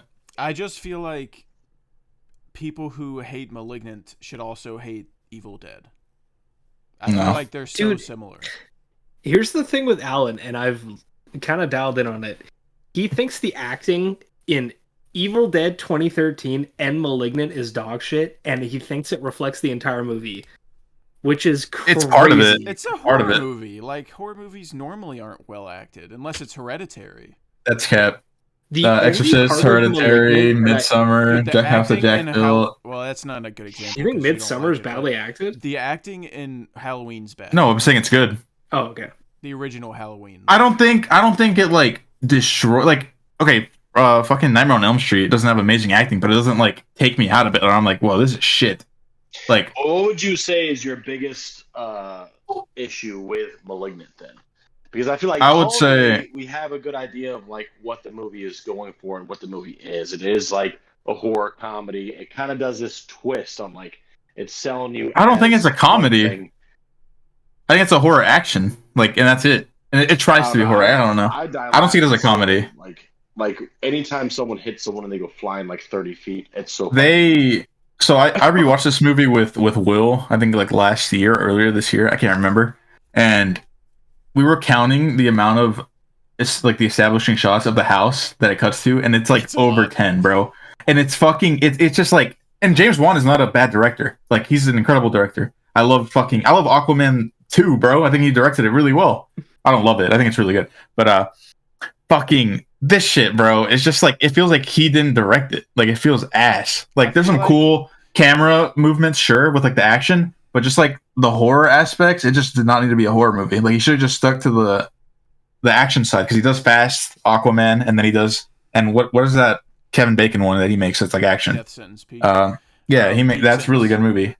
Yeah. And then he does horror, and he tries to combine it because that's like his two things, right? And it just doesn't work for me, bro. Like, it should just be an action movie. Establishing shots are like very intentionally funny. Like, when you see them every 2 I don't find them funny. I find them annoying. It's the same kind of shot as like when her sister pulls up at the edge of the cliff at the asylum, and it's like, that is so obviously like making fun of the common ridiculous horror tropes. Place. I don't see that like that, man. I'm like, Evil Dead, I see as comedy. Like, obviously that I don't see as obvious comedy or like acting bad on purpose. Like, look at like David Lynch movies.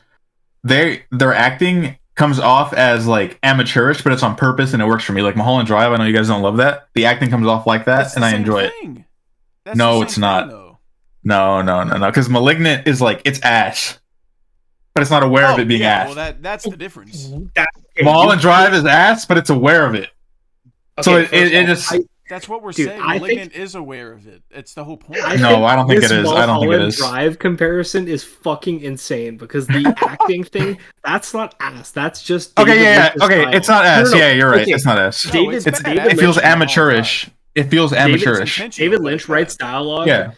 Okay, this is gonna seem like an off comparison because I know you guys hate this movie, Cash Carl, but like the way David Lynch writes dialogue, it almost it's bordering on the inhumane type thing, where it's surreal. Like, I want to compare it to The Killing of the Sacred Deer or The Lobster, something that Yorgos did, where it's like, and you guys hate that shit, inhuman thing. Also, where dog shit. Yep.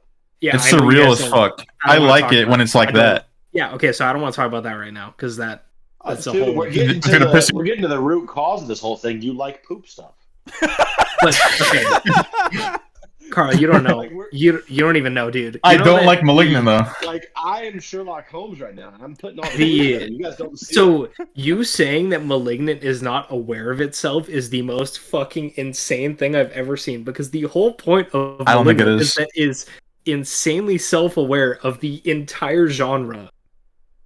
And that's why there's 20 establishing shots. That's why the ending dialogue of Malignant is so fucking cringe. It's like the scene goofy. from X-Men Apocalypse, where he's like, "You're in my world now." That's better than Malignant. That's better than Malignant. It's funny. I literally watched it today, and they're like, Madison goes to lift up the bed, and she's like, "If Gabriel can do it, I can do it." And she lifts up an entire mechanical. See, that's like Madam Web writing, bro. I can't with that shit. Point. I don't care. Listen, I don't see it. I don't think it's self-aware, and if I even concede that it is, I don't like it. So it doesn't fucking matter. Okay, but if this was listen, if this was some random director, I could maybe understand that. But you know this is James Wan, and you've seen his filmography with horror. Yeah, you know and all his movies are good except that one is good, and you just think he randomly forgot how to make movies now. He did for some reason. Movies. No, he must have got a fucking frying pan and just smacked his head a bunch of times because this shit is terrible, bro. If you could tell it was self-aware, then you also don't like it. But then you like stuff like Mulholland Drive, where people are because that's just a better movie. This is a better movie. But that's like way more like. Mulholland Drive and The Lobster and stuff like that is way more obvious. Like, people are talking like they're not. Okay, there's a difference. There's a difference between like surreal dialogue like that and bad dialogue that's made on purpose. Because like, I agree if Gabriel can do it, I can do it too. Like, shut the fuck up. That shit is ass, bro. It's like Madam Web. The shit they were saying in that movie made my eyes roll. That's how I felt watching Malignant. When I watch Mulholland Drive, it comes off surreal, and I think it's really weird, but it fits the whole aura of the movie. I actually disagree with that. I think that intentional bad dialogue works both ways. If you take it as surreal, if you take it, I don't think it's bad dialogue though. Like, you can watch a movie like Evil Dead 2 or Army of Darkness when he was like, first you want to kill me, now you want to kiss me. Okay, well, but that but then like you watch a movie like Madam Web, I don't know any, or like The only movie I can think of a quote from is Morbius.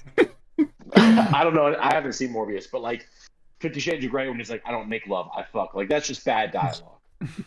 Okay, Like, but that's the when thing. it's Mulholland Drive. intentionally- Like it can be intentionally bad and serve the same purpose as something that's intentionally inhuman or not natural sounding.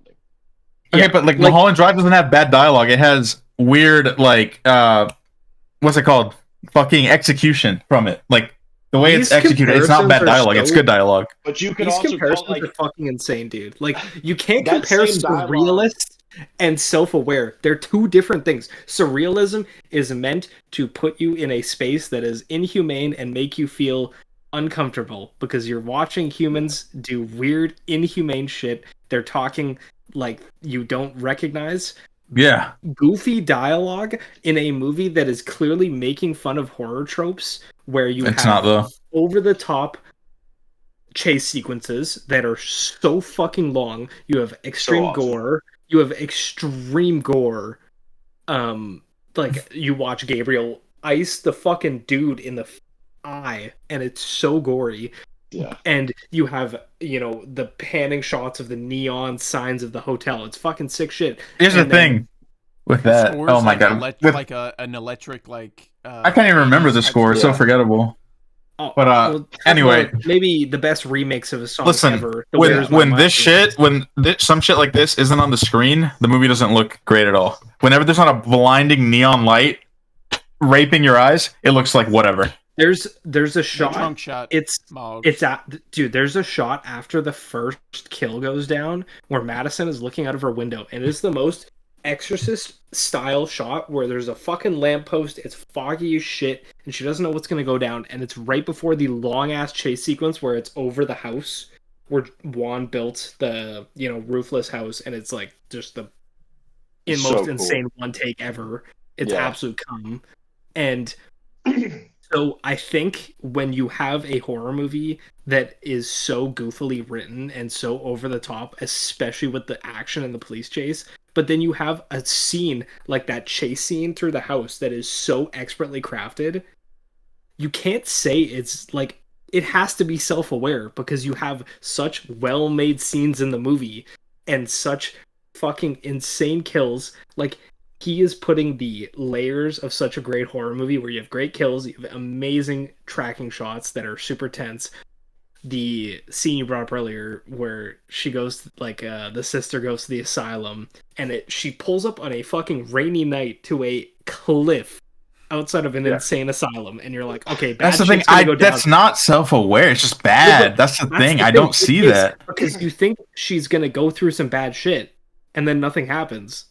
So Yeah, he's like she's finding setting your files. he's setting your expectations for a classic horror movie scene, and then you don't get it.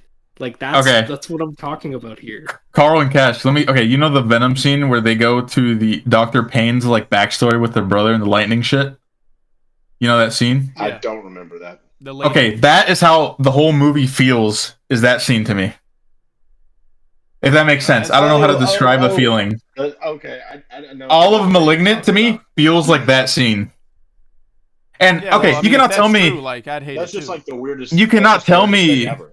I know, but that's how it feels to me. I don't know. I'm not going to believe that the dialogue is this thing that is absorbing and evaluating the state of horror, and that it's bad writing, because this is the writer of Megan, The Nun 2, and Malignant. I don't think she is writing that like that.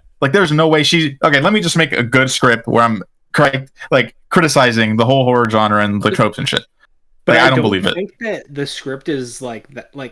I don't think James Wan. Well, okay, this is gonna be hard to speak to, but the movie is intentionally set up to establish very cliche horror tropes, and a script like that is exactly what it needs. Right, Scream. There's Scream. Look at that. That's something that Scream is a does that, different right? kind of meta. Scream is explicitly about slasher movies. It is not about the horror genre. It is about movies that exist within that universe. Yeah. This movie doesn't fucking talk about movies. Yeah, I also think that the director can really depending on the director can kind of set a tone for something that would normally be a subpar script and kind of flip it on its head. And I think that's kind of what happened with James Wan with Malignant. Because, like, you could get a different director to direct that movie and tell it, like, you could take the dialogue out of any of these movies, out of, like, Malignant, or even a movie with a surrealist dialogue, like in The Lobster, when she was like, I wish he would have fucked me up my ass. Like, if you took that line and put it in a movie that had a different tone, that took itself more serious, it's going to sound stupid. It's going to sound like dog shit. Yeah. But because of the tone that he's establishing on Malignant, like, it works. And that's how I think it functions as criticizing the horror genre as, like, a whole. And also the visuals that he sets up with, like, the asylum and, like, all this other stuff that he establishes, and then the fake outs for everything that he does in Malignant. It's the beginning is whenever it shows, like, the, like, Gabriel, right? Behind, like, plastic and shit. And just, like, it shows, like, his outline and what's, like, it sets up the movie, right? It's the beginning. I think that's the only part of it where, like, the horror is good. The only reason I don't have this below a 2 is because I think the action sequences are, like, well shot, like, with the camera movement and stuff.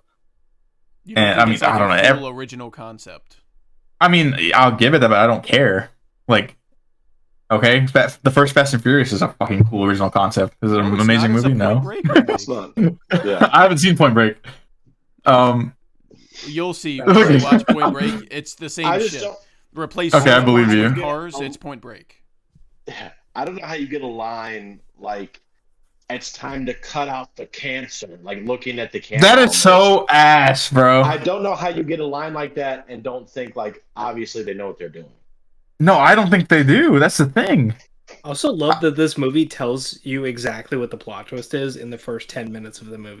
And on rewatch, I still, like, didn't... Oh, no, me either. Yeah.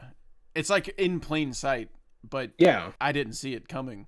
And it's a movie that, like, once you finish it the first time, I wasn't really sure I liked it. I've talked about that before. Like, I left and I was like, well, that was weird. I didn't know I liked it or not. But then on second watch, when I knew what it was, like, you pick up on little details. And there's so many in the movie once you watch it again that, like, set up everything. And it's really cool. Yeah. Like, this came out... This came out with streaming, right? No, it was in theaters. But it came out at the same time on streaming, I believe, like on Max, same day right? Oh, really? I watched it. I watched it with people, and, like, we were laughing at it, not with it, because it was so fucking ass. But then, I hate that like, complaint, dude. So that was before. You don't even realize. No. I was laughing because it was ass. Like, every time I did the same establishing shot, I was fucking dying. And this is whenever I only watched fucking, like, Marvel movies, bro.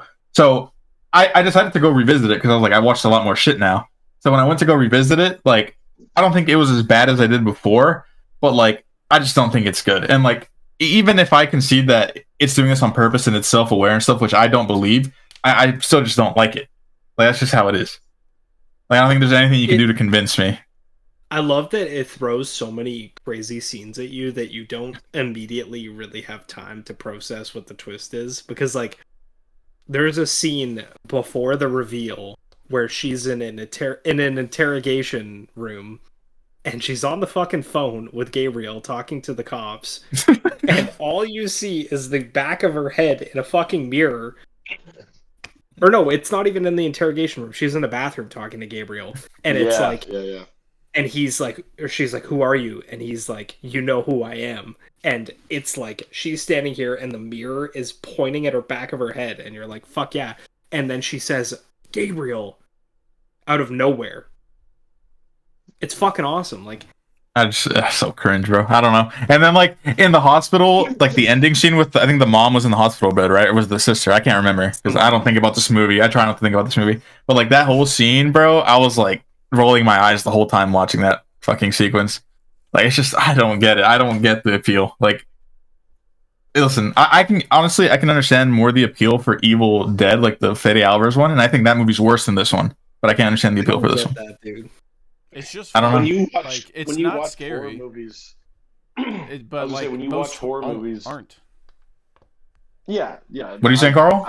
I don't think it's designed to be super scary, but, like, when you watch horror movies like Evil Dead or, like, Evil Dead Rise, when they fucking, have you seen Evil Dead Rise? Yeah.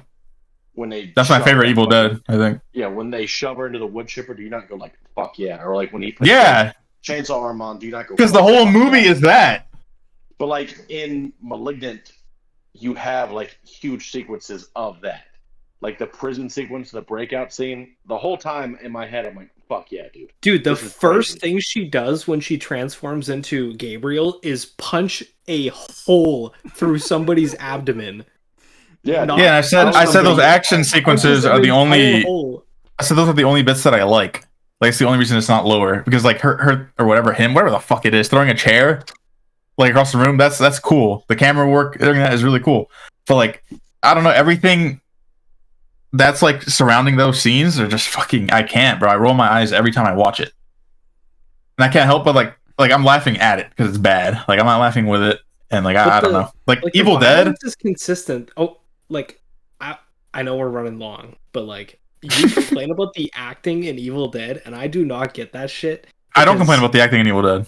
Like, well, I like the Fede swear to Alvarez God. one, Yeah, the Fede the Alvarez Fede- one, yes, yeah. yes. It's I don't ass, get that. horrible, dude. There's one scene where like I can't even remember the movie because it's so shit. But there's one scene where the sister is like she's like suicidal or something, so they're going to this cabin, right?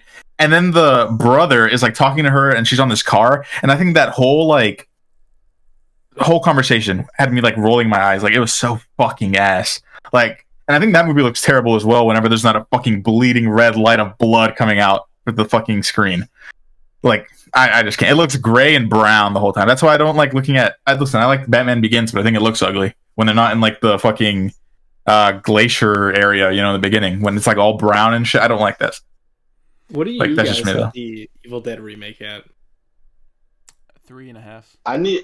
I need to rewatch the Evil Dead remake. I really liked Rise. I like all the original Evil Dead, but whenever I watched the remake, I actually like hated it. But I didn't know what the Evil Dead was supposed to be. Like I didn't know it was supposed to be this over the top ridiculous thing. So I don't really have like a justified or like understanding of like what it should be. I need to rewatch the remake. The thing is, like, the original 3 Evil Deads, all the way through, they're goofy as shit, right? And I really like that. The remake has, like, moments like that car scene where they're talking about her being suicidal and shit, where I just, like, roll my eyes because it feels so, like, disingenuous. Like, I just don't care. By the way, not too. Oh, yeah, that's what it is. Whatever the fuck. Don't do either of them. But anyway, like, serious topic, I just roll my eyes because it doesn't feel genuine. Like, I don't know. And then, like, the only scenes that, like, felt like the original one was when she's like, look, was it the remake or the old one where she's like, come down here so I can suck your cock, pretty boy? Which one was that one? I think that was the remake. I think so too. But like that shit, it's funny. I wish the whole thing was like that because like they try to be serious and like have these like bipolar tones that don't work. Like there's movies that have bipolar tones that work. This one just doesn't do it. You see, No. I don't think that the Evil Dead remake has much serious stuff in it. The only thing they do is like they try to make like the gore and stuff look more realistic, like more. Yeah, I get that, but like that's it. I'm Like, saying, other than that, there is no like super realistic or super serious thing. It's all kind of nuts. well, I Yeah, think the there's like gore maybe is one so or two. the gore And, is like- so over the top that it feels evil. Yeah, it becomes like- ridiculous because like the amount, but like that's kind of the only thing that they're really like trying to ground and like reality And or be it's not serious as- about. It's not as comedic gore, right? Like in Evil Dead Rise, you have the fucking eyeball scene where Yes, the eyeball gets yes. pulled out, Love pulled it. down the girl's throat, and she coughs it out, or no, it gets thrown into somebody's throat or some shit, and they choke on Yeah. it and die. Like it's the same level of disgusting. It's just like the tone is a bit different, but like I think watching like the nail gun scene in the original Evil Dead, I like the darker tone. I think it fits because like you hear the plot of Evil Dead, you're like, yeah, this is gonna be some fucked up shit. I think the Rises like does it the best. Like it still has that comedic shit, but it takes more of a back seat compared to the other ones. Rise has a And good I don't know. balance. I think, I mean, like right off the bat with the fucking title sequence, you know this is gonna be like different than the other ones. I feel like Yeah. One of the title best sequences title come, sequences. yeah. Fucking crazy, dude. I love it so much. Mhm. And the acting do in that think- is incredible, unlike Oh yeah. the other one.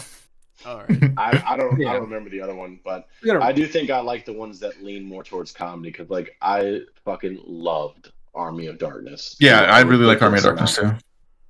So fucking good. Yeah. we gotta wrap this up. Push Yeah. 4 hours. Yeah, I think we're setting a record for longest scoop of all time. But yeah, I think that's all we've got. Did anyone have anything else they wanted to say? I wanted to yap about the Mist, but we don't have time for it. It's bad. That's all that needs to be said. It's all. I wish we didn't go so long about fucking like puppy dogs and whatever the else fuck we were talking about. So we could, because I felt like I was the only one arguing, and I wish I could argue with you guys about shit that you guys hate, and I like. But We'll maybe have another time. another episode. Yeah, We didn't have time for the Children of the Corn talk. yeah, we'll do. Oh yeah, yeah. We edged Full everybody. series breakdown. I'm gonna cry myself to sleep tonight.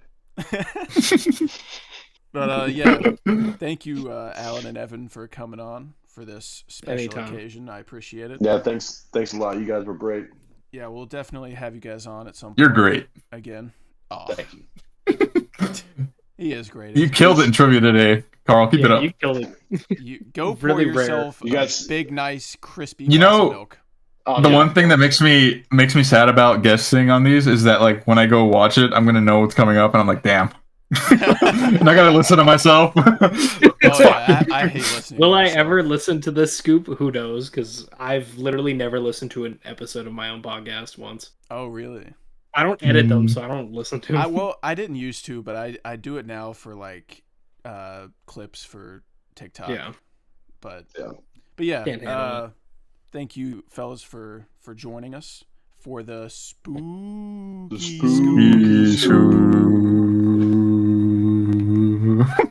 Oh my Hell fucking god. yeah.